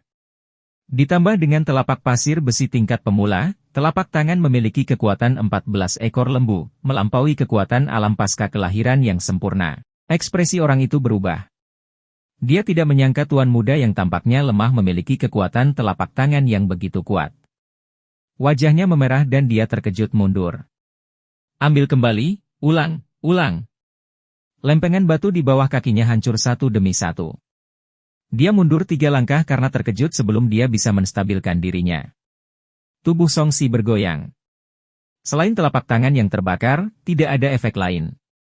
Minggir. Dia berkata dengan dingin. Tidak buruk, tapi apakah kamu pikir kamu bisa mengalahkanku dengan kekerasan? Mata Chen Ming memelotot saat dia melepaskan gelombang panas yang menyengat, menyebabkan rambut berkibar dan debu di tanah mengepul. Tangannya memerah, seperti ada api yang menyala. Suhu udara di sekitarnya meningkat dengan cepat. Gelombang panas menerpa wajahnya, menyebabkan Song Si mengerutkan kening.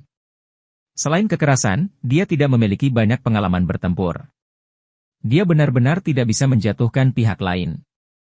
Meskipun kebetulan dia menang, pihak lain masih memiliki orang-orang yang mendukungnya. Chen Ming, dia tidak diracuni. Biarkan dia pergi. Si Kong Ya keluar. Chen Ming menahan ki asli naga api di tubuhnya dan segera memberi jalan. Dia mengangguk pada Song Si, "Nak, kamu cukup mampu. Saya tidak menyangka keluarga Song memiliki anggota yang begitu berbakat. Aku sama sekali tidak bisa dibandingkan denganmu ketika aku seusiamu. Saya hanya sedikit lebih kuat dari orang lain." Song Si menggelengkan kepalanya dan berkata pada si Kong Ya, "Menurutku pengawalku tidak diracuni. Bolehkah saya membawanya pergi?" "Tentu." Si Kong Ya ternyata mudah diajak bicara. "Terima kasih." Song Si menangkupkan tinjunya dan berkata kepada Big Smart, yang sedang mengintip ke pintu, "Tunggu apa lagi? Cepat ikuti aku. Atau apakah Anda ingin terus menyaksikan cacinggu membunuh orang di sini?" "Baiklah." Big Smart berlari keluar dan mengikuti di belakang Song Si. Melihat mereka berdua menghilang di kejauhan, Chen Ming bertanya dengan bingung, "Komandan, mengapa Anda membiarkan mereka pergi?"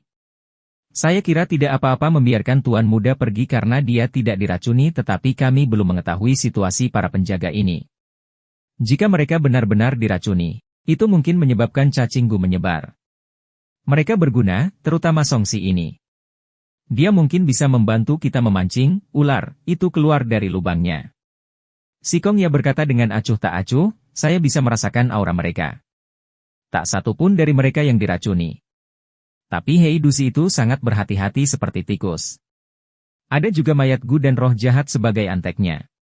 Dia bisa membunuh mereka hanya dengan beberapa roh jahat. Saya khawatir akan sangat sulit untuk memancing mereka keluar." "Tidak, anak ini memiliki kekuatan ilahi bawaan, kulit perunggu dan tulang besi. Penjaga itu juga mengembangkan seni prajna dan tidak lemah. Dia juga kandidat ideal untuk diambil alih oleh Gu Iblis itu. Apalagi awalnya ada dendam di antara keduanya. Saya tidak percaya mereka tidak bisa memancingnya keluar." Si Kong Ya tersenyum percaya diri, selama mereka bertahan melalui 2 upaya pembunuhan, Hei Dusi pasti akan melakukan sesuatu terhadap mereka. Chen Ming menyadari dan bertanya, "Haruskah kita mengirim seseorang untuk membantu?" "Tidak perlu." Hei Dusi sangat berhati-hati. "Jika kita membantu, itu akan membuat musuh waspada. Kecuali tubuh utamanya bergerak, jangan mendekat dan amati saja keributan itu dari jauh. Mengenai apakah mereka mati, apa hubungannya dengan kita? Kami hanya akan menghadapi musuh yang kami provokasi sendiri. Untuk saat ini, lakukan yang terbaik untuk mengendalikan penyebaran serangga berbisa darah hitam. Jangan sampai menimbulkan terlalu banyak korban jiwa. Jika tidak, jika kota sutra paling makmur di Jiangnan berada dalam kekacauan, itu akan sangat merepotkan." "Ya, Komandan." Big Smart melihat punggung Song Si dan merasa sedikit asing. Dia menahannya sejenak dan berkata, "Tuan Muda, Anda telah berubah. Sudah waktunya bagi saya untuk berubah. Hari-hari menjadi playboy telah berlalu. Aku sedang tidak mood untuk bermain lagi." Ekspresi Song Si menjadi rumit. "Sekarang aku sudah memikirkannya dengan serius. Uang yang aku gunakan untuk mengunjungi rumah pelacuran cukup kotor. Keluarga saya juga lebih kejam dari yang saya kira. Dunia ini juga tidak senyaman yang kukira. Tuan Muda telah dewasa." Pintar besar menghela nafas. "Kembangkan pantatku. Saya baru saja menyerah pada gagasan menunggu kematian." Song Si mengerutkan bibirnya, "Sekarang keluarga Song akan jatuh, kita tidak akan memiliki peluang untuk bertahan hidup jika kita tidak mengandalkan diri kita sendiri." "Itu benar. Mengapa kita tidak lari dan tinggal di tempat lain?" Saran cerdas besar. "Kami tidak akan bisa melarikan diri." Berdasarkan apa yang diungkapkan orang itu, jelas sekali Hei Dusi ingin menyiksa kami sampai kami semua mati. Hanya dengan membunuhnya kita akan aman." Song Si menggelengkan kepalanya. Dia tidak tertarik untuk melarikan diri. "Itu benar. Dia membunuh ratusan orang dari keluarga Song. Orang ini sungguh kejam. Untungnya, Liu Tua, saya tidak menikah dan punya anak. Kalau tidak, aku akan menangis sampai mati." Big Smart mengangguk dan merasa senang. "Tapi kita harus hidup. Ayo pergi dan berdebat denganku." Saya harus mendapatkan pengalaman bertempur sampai saya berada di level yang lebih tinggi secepat mungkin. Song Si melangkah menuju rumah keluarga Song.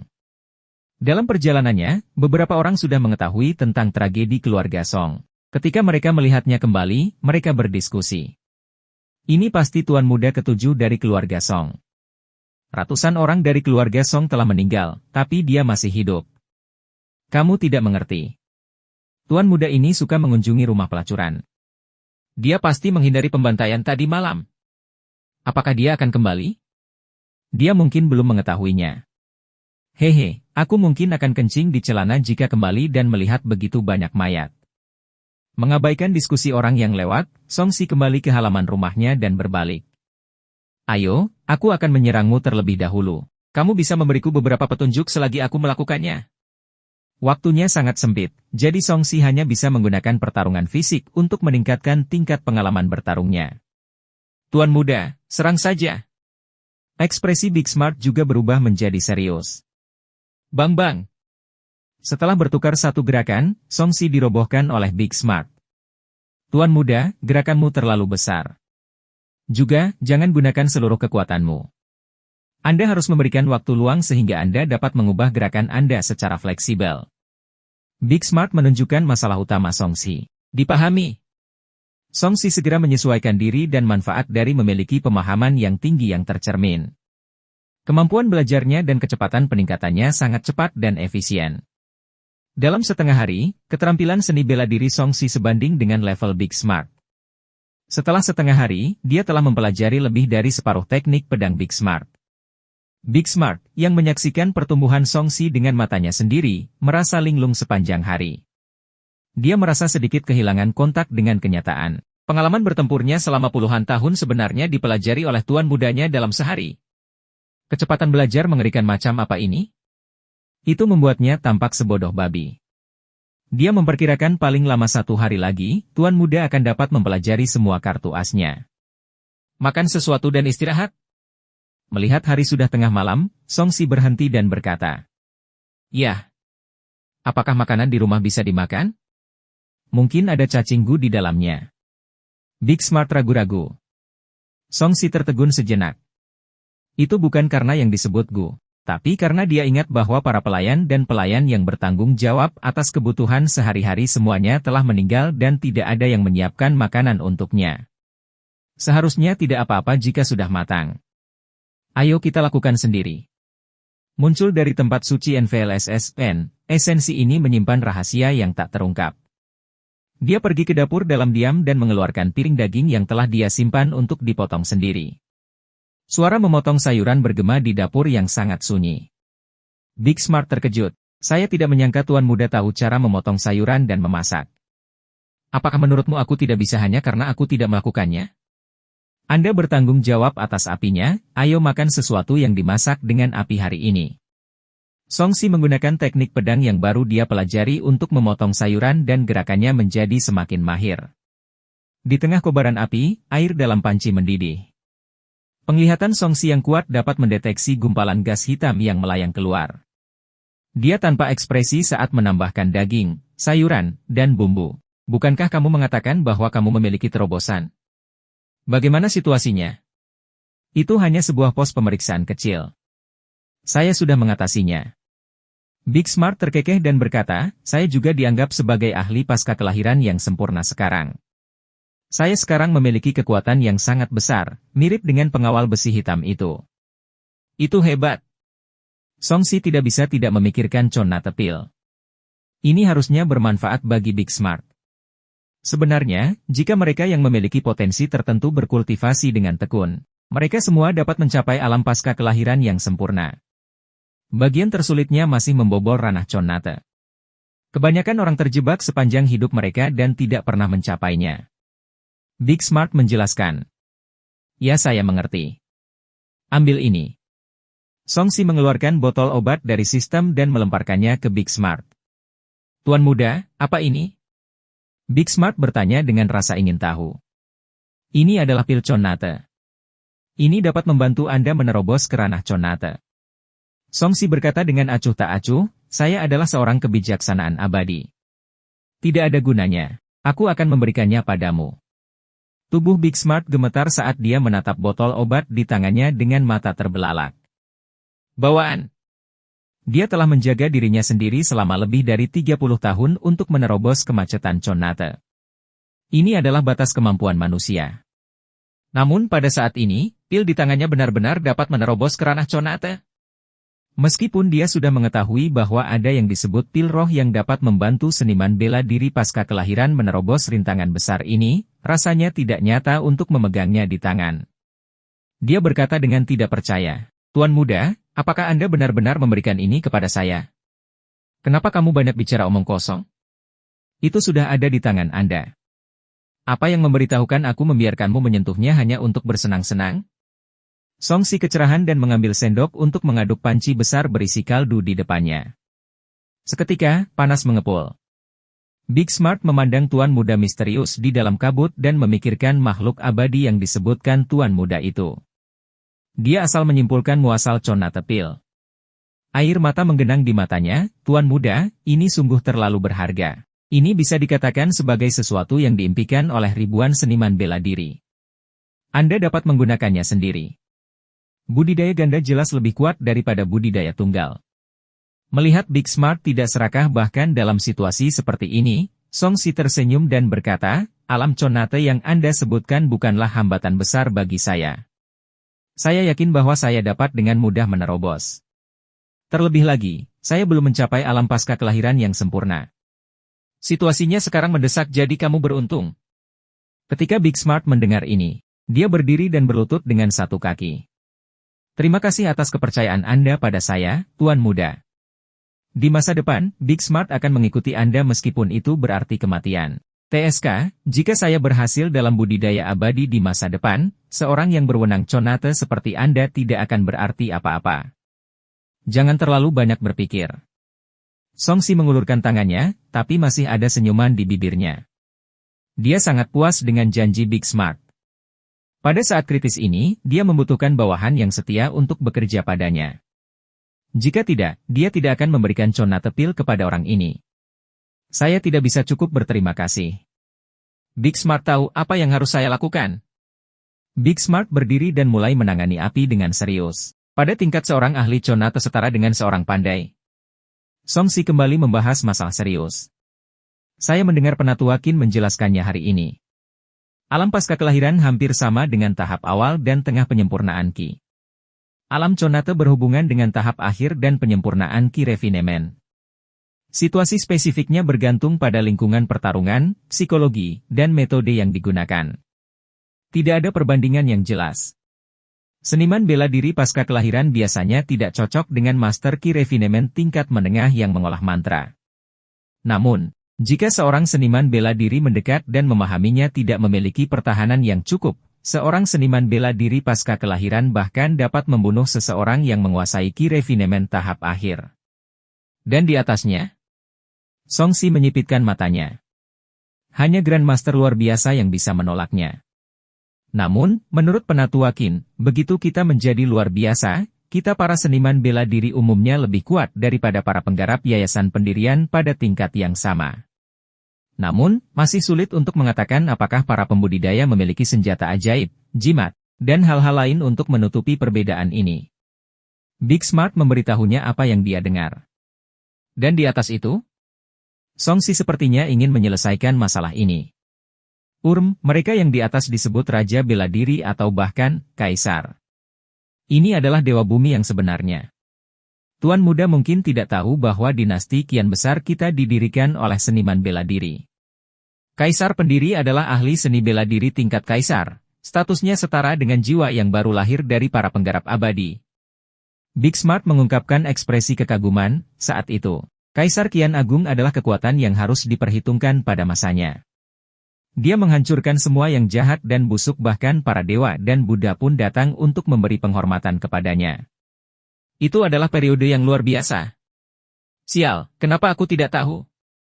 Ini adalah pertama kalinya Song Si mendengar hal ini. Dia awalnya mengira ini adalah dinasti feodal di dunia fana. Siapa yang mengira bahwa itu sebenarnya berasal dari latar belakang yang begitu kuat? Itu benar. Di dunia dengan setan dan hantu ini, Bagaimana keluarga kekaisaran bisa menguasai dunia tanpa kemampuan apapun? Sik, inilah alasan mengapa penguasa sengaja meremehkan seni bela diri dan juga mencari perdamaian di dunia ini. Dia menghargai budaya dibandingkan seni bela diri. Bagaimanapun, pahlawan akan melanggar aturan dan menyebabkan kekacauan dalam seni bela diri. Di era damai ini, mereka tidak ingin terlalu banyak seniman bela diri yang kuat muncul dan menimbulkan masalah. Big Smart tersenyum pahit, selama ribuan tahun terakhir. Hal ini mengakibatkan rakyat jelata hanya mencari prestasi akademis seperti melalui ujian kekaisaran untuk menjadi pejabat kekaisaran untuk mengabdi pada negara. Mereka sudah lama melupakan perlunya berlatih ilmu bela diri untuk mempertahankan kerajaan. Padahal, jika mereka berlatih bela diri, mereka akan lebih sulit mengabdi pada negara. Lagi pula, tidak banyak posisi yang tersedia untuk seniman bela diri.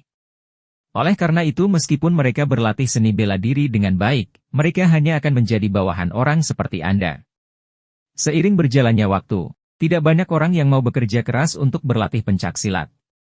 Hanya dengan beberapa kata, Songxi memiliki pemahaman kasar tentang sejarah kekaisaran kian besar yang tersembunyi dalam kegelapan. Ini adalah sesuatu yang bisa dia peroleh dari membaca 8 teks. Terlebih lagi, ini juga berarti bahwa kerajaan kian besar dengan sengaja meremehkan peran seniman bela diri dan menekan mereka sedemikian rupa sehingga seniman bela diri tidak banyak bicara. Istana Kekaisaran korup. Istana ini menunjukkan tanda-tanda dinasti feodal akan segera berakhir. Songxi menghela nafas, belum lagi ada setan dan hantu dengan kemampuan supranatural di dunia ini.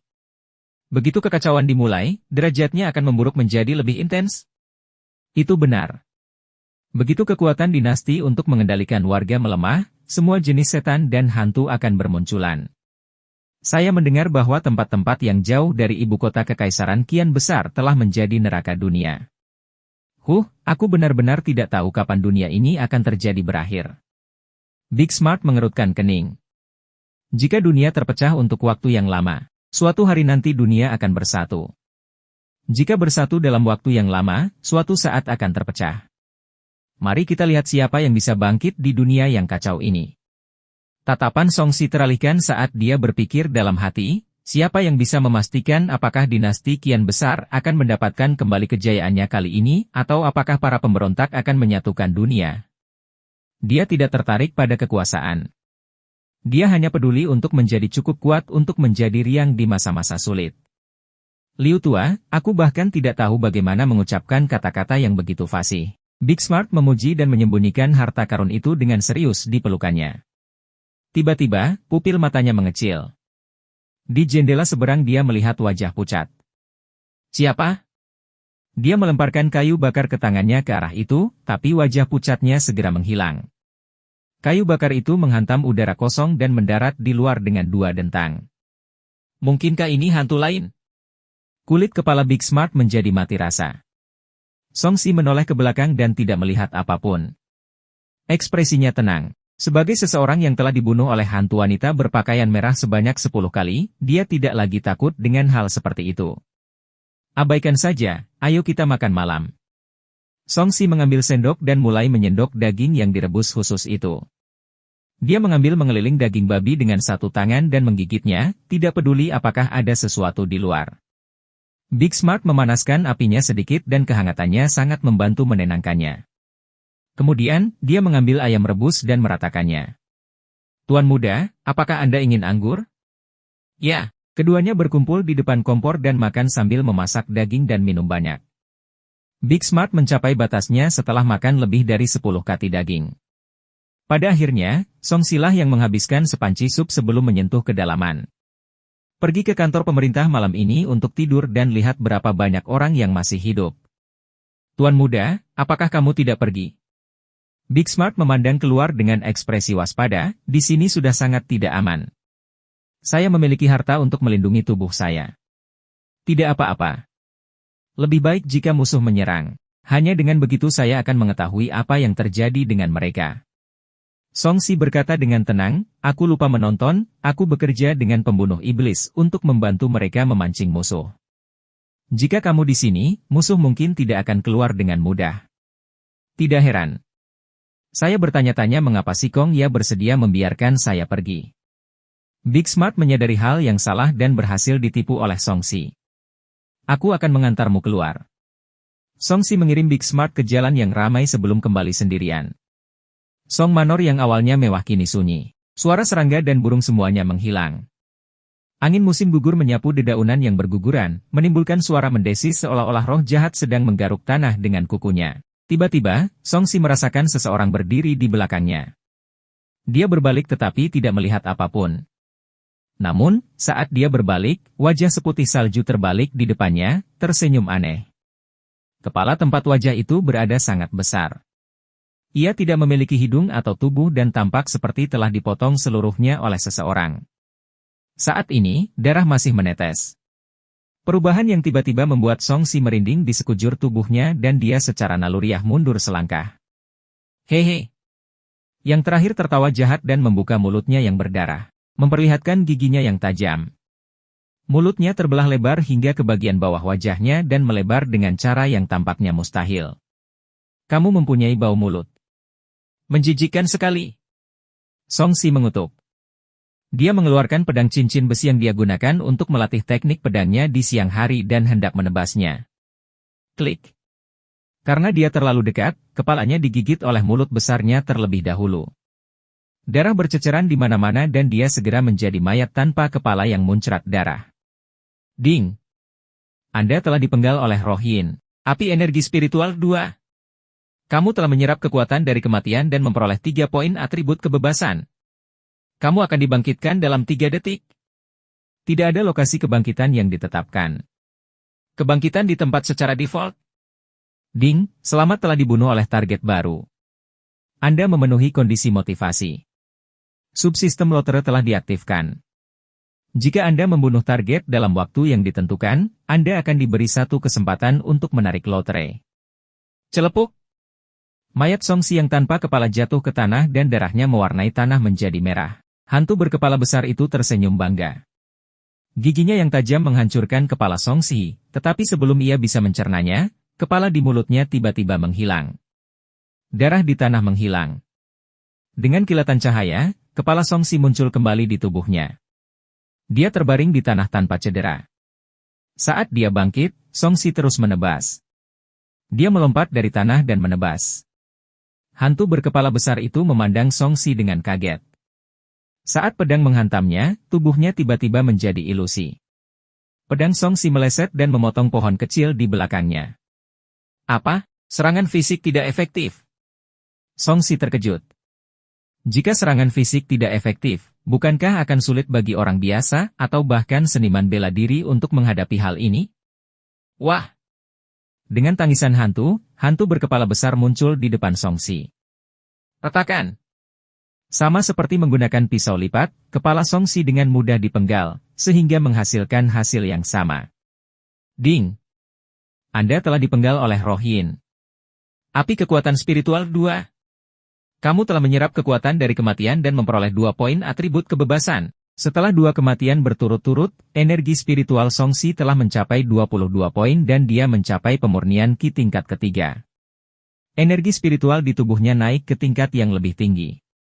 Hantu berkepala besar itu memandang Songsi dengan kaget, tidak mengerti mengapa orang ini tidak bisa dibunuh. Dentang! Di tengah suara cincin logam yang bertabrakan, cahaya pedang bersinar terang.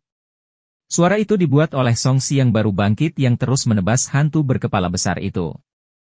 Karena kamu bisa menghindari serangan fisik, aku akan menggunakan sihir untuk menghadapi sihir.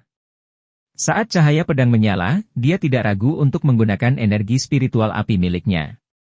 Ki spiritual atribut api yang membara dimobilisasi oleh pikiran Songsi dan melonjak keluar dari dantiannya. Itu dilepaskan melalui meridiannya dan disuntikkan ke pedang cincin besi di tangannya. Hantu berkepala besar diserang dan menggunakan cara serupa. Ia menyeringai dan kepalanya tiba-tiba berubah menjadi ilusi. Pada saat ini, pedang Songsi menyala. Energi spiritual api merah membuat bilahnya memanas, dan kekuatan yang memenuhi udara. Dengan suara mendesing, pedang itu menghantam sesuatu dan jeritan terdengar di kegelapan. Individu ini seluruhnya terdiri dari energi. Masuk akal jika seseorang harus memerangi energi dengan energi. Tatapan Songsi tajam saat dia melirik pedang merah itu. Ada lapisan aliran udara hitam di atasnya yang dengan cepat menguap. Hantu berkepala besar itu tidak terlihat. Tidak ada notifikasi dari sistem, jadi dia pasti belum mati.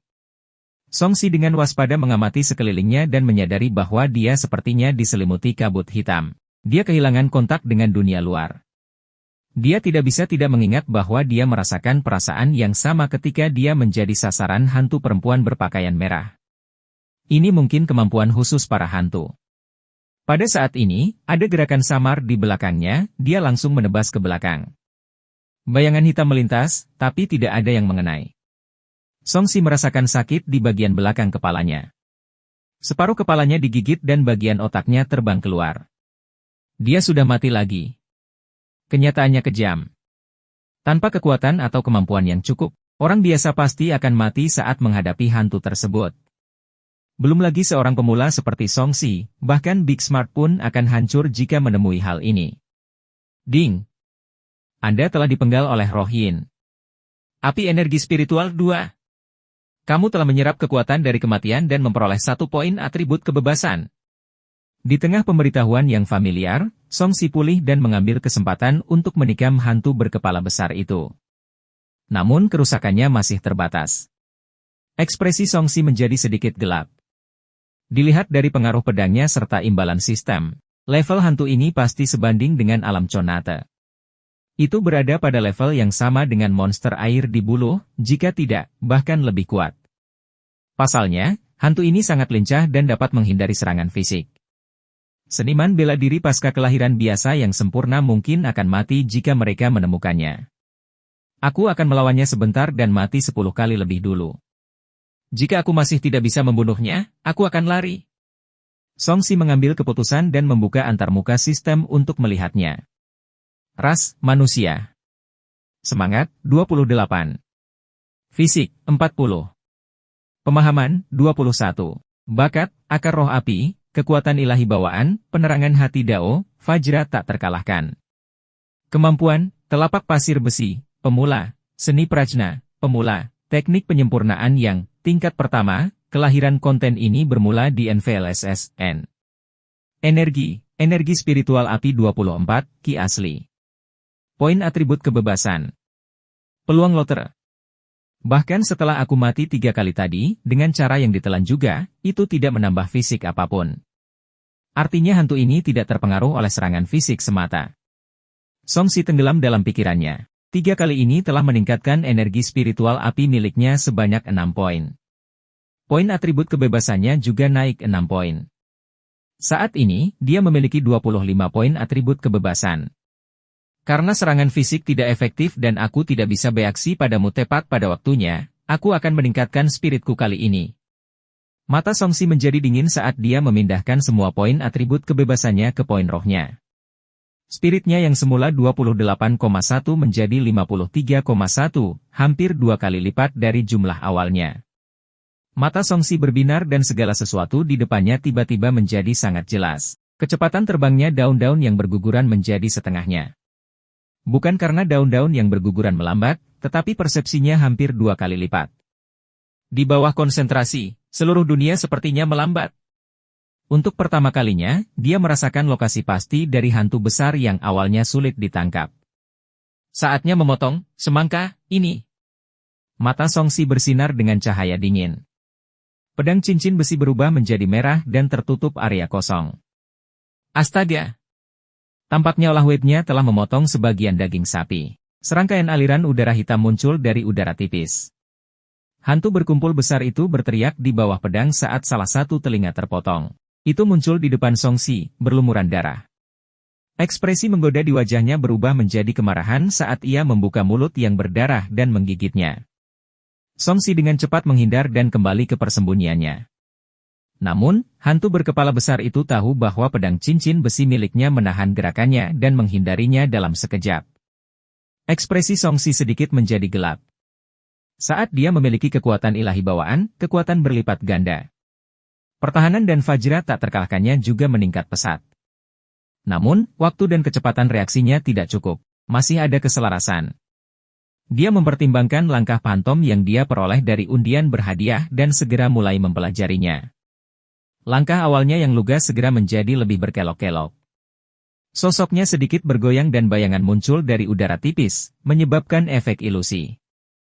Hantu besar itu tidak mampu menggigit Songsi. Giginya retak saat ia berteriak marah. Retakan! Retakan! Hantu tiba-tiba besar mengejar Songsi seperti ular rakus. Namun, teknik gerakan Songsi meningkat pesat, dan dia menjadi semakin ilusi. Terkadang, hantu besar akan menggigit bayangan dan giginya yang tajam mengeluarkan suara yang nyaring. Di bawah kekuatan pemahamannya yang mengerikan dan tekanan dari pertarungan yang sedang berlangsung, Phantom Step Songsi dengan cepat mencapai level pemula dan mendekati level penguasaan menengah. Teknik gerakan ini dapat menutupi kekurangan kecepatan dan waktu reaksi. Songsi diam-diam senang. Menurut perkiraannya, Chonate Stat seharusnya berada di 70 poin sekarang. Seniman bela diri mengandalkan kekuatan atau kecepatan, sedangkan para bertenaga adalah energi spiritual. Semangatnya baru saja melampaui 50. Masih ada celah antara dia dan alam Chonate, tapi itu bukan lagi celah yang besar, jadi dia mampu menjangkau melintasi pihak lain. Adapun kecepatan reaksinya, setelah menggunakan Phantom Steps, dia bisa menghindari serangan secara efektif. Namun, akan sulit baginya untuk mengenai monster ini. Melihat pihak lain berteriak marah, Songsi menambahkan bahan bakar ke dalam api, kamu tidak bisa menggigitku, kan? Apakah kamu marah? Saat dia selesai memprovokasi, sebuah lidah keluar seperti ular berwarna darah. FCK, dia punya senjata tersembunyi. Songsi tidak bisa mengelak tepat waktu dan tercekik lidahnya. Yang terakhir menjentikkan kepalanya dan dengan cepat mendekat. Retakan. Ding. Anda telah dipenggal oleh Roh Yin. Api energi spiritual 2. Kamu telah menyerap kekuatan dari kematian dan memperoleh 1 poin atribut kebebasan. Kamu akan dibangkitkan dalam 3 detik. Setelah mati untuk keempat kalinya, hadiahnya dikurangi ke level terendah tetapi Songsi tidak berminat untuk peduli dengan hadiahnya. Setelah bangkit kembali, dia menatap hantu berkepala besar itu dengan curiga. Orang ini memang jauh lebih kuat dari yang pernah saya temui sebelumnya. Ia sebenarnya memiliki alat pengikat seperti lidah. Meski kemampuan penginderaanku meningkat dan teknik gerakanku meningkat, itu masih belum cukup. Saya hanya bisa melawannya sampai mati. Songsi berpikir dalam hati, bahkan jika aku tidak takut padanya dalam hal kekuatan, dia dapat menghindari serangan fisikku sampai batas tertentu. Jika aku tidak bisa membunuhnya dalam 1 pukulan, aku harus mencoba membuatnya lelah secara perlahan. Bagaimanapun, keuntungan terbesarnya adalah dia tidak bisa mati. Jika pihak lain terluka, luka tersebut tidak akan hilang dan akan melemahkan mereka. Energi spiritual apiku adalah kuncinya. Songsi mencoba yang terbaik untuk menyalurkan energi spiritualnya ke dalam pedang cincin besi. Bilah merah itu bergetar dan mulai mengeluarkan api, seolah-olah sedang terbakar. Aura panas menyebabkan udara berputar dan merobek kegelapan di sekitarnya. Namun, cahaya ini tidak menyebar ke sekeliling. Itu terbatas pada tubuhnya dan membentuk bola api merah. Melihat pedang api di tangan Songsi, mata hantu berkepala besar itu berkilat ketakutan. Ia menghindari serangan Songsi dan menjadi tidak terlihat. Songsi sudah mampu menangkap posisinya. Dia mengubah lintasan pergerakan pedangnya dan menebas ke samping.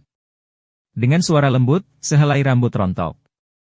Sebelum bisa hanyut, ia dibakar oleh bilahnya dan berubah menjadi abu dalam sekejap mata.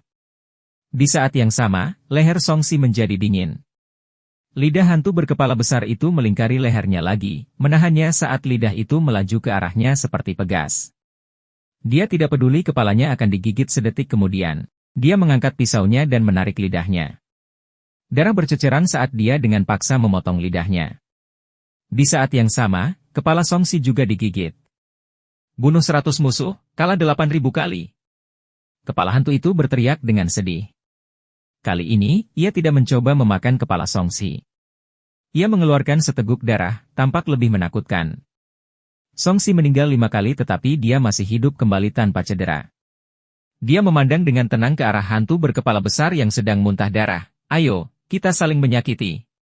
Jika hantu berkepala besar itu memiliki IQ yang cukup, dia pasti akan mengutuknya. Kamu bahkan tidak akan mati. Setiap kali Anda bangkit kembali, sebenarnya tidak ada yang terjadi pada Anda. Siapa yang ingin bertarung denganmu? Sayangnya, ia tidak memiliki banyak kecerdasan dan hanya memiliki keinginan untuk membunuh. Lidahnya terpotong tapi ini menstimulasi keganasannya dan ia tetap menyerang. Saat menghadapi pedang Songxi, pertama-tama pedang itu berubah menjadi ilusi dan menghindar, yang menyebabkannya hanya menderita luka ringan. Kemudian, ia memulihkan tubuh fisiknya dan menggigit kepala Songxi. Setelah Songxi dihidupkan kembali, dia tersenyum. Hantu ini sangat cemas. Ia bersedia mengambil risiko cedera untuk membunuhnya. Hantu ini sangat kuat, tapi kecerdasannya kurang. Dia lebih rendah dari hantu perempuan berpakaian merah. Mungkin dia mengorbankan akalnya untuk mendapatkan kekuatan. Songxi selanjutnya mengetahui latar belakang hantu berkepala besar ini. Jika tebakannya benar, mungkin pemilik hantu berkepala besar inilah yang memerintahkannya untuk membunuh orang yang masih hidup di istana ini. Jika dia tidak membunuhnya, dia tidak akan pergi. Namun kenyataannya, dia salah paham. Bukan karena hantu berkepala besar ini tidak takut, sebaliknya, itu karena dia sama sekali tidak memperlakukannya sebagai lawan melainkan sebagai makanan. Ibarat seorang pemburu yang terluka oleh mangsanya, siapa yang rela mundur? Hantu berkepala besar itu awalnya terbentuk dari obsesi. Sekarang karena ia tidak dapat menghilangkan makanan ini, secara alami ia menjadi lebih gigih dan menyerang lagi. Saat berubah menjadi ilusi, pedangku yang berisi energi spiritual api masih bisa melukainya tapi kerusakannya tidak banyak. Artinya kekuatanku tidak cukup kuat. Songxi mengingat beberapa serangan terakhir. Cara terbaik untuk menyerang adalah saat pihak lain muncul, seperti saat aku memotong lidahnya tadi. Setelah menemukan cara untuk mengatasinya, Songxi menghindar sambil mencoba menyerang tubuh fisik pihak lain. Tanpa lidahnya, hantu berkepala besar itu tidak bisa menahan Songxi. Untuk sesaat, kedua belah pihak hanya bersembunyi dan bertarung. Tidak ada yang bisa melakukan apapun terhadap yang lain. Sementara itu, Songxi terus membaik. Setelah menghindari lebih dari 10 serangan, tubuhnya tiba-tiba bergetar, meninggalkan kilatan bayangan. Keberhasilan awal dalam Phantom Steps dapat meninggalkan gambaran hantu yang lengkap untuk membingungkan musuh. Jika dikuasai, mungkin ada hingga 3 gambar bayangan. Dalam sekejap, kemunculan dua Songxi sudah cukup membuatnya tidak bisa membedakannya. Hantu berkepala besar itu tertegun sejenak sebelum menggigit salah satu gambar Phantom. Bam! Itu sangat merindukannya. Songxi muncul di sampingnya dan menebas pedangnya dengan kedua tangannya. Hantu berkepala besar itu dengan cepat berubah menjadi ilusi, tapi itu agak terlalu lambat.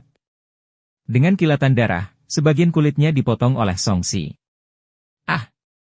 Hantu berkepala besar itu berteriak dan berbalik untuk menggigitnya. Dengan suara retak, pedang Songxi patah seperti kayu busuk. Kotoran! Songxi telah mempertimbangkan banyak konsekuensi berbeda tetapi dia tidak menyangka senjatanya akan hancur. Ini hanyalah pedang cincin besi yang terbuat dari besi biasa. Bagaimana cara dia bisa menahan gigitan monster pembohong Chonate?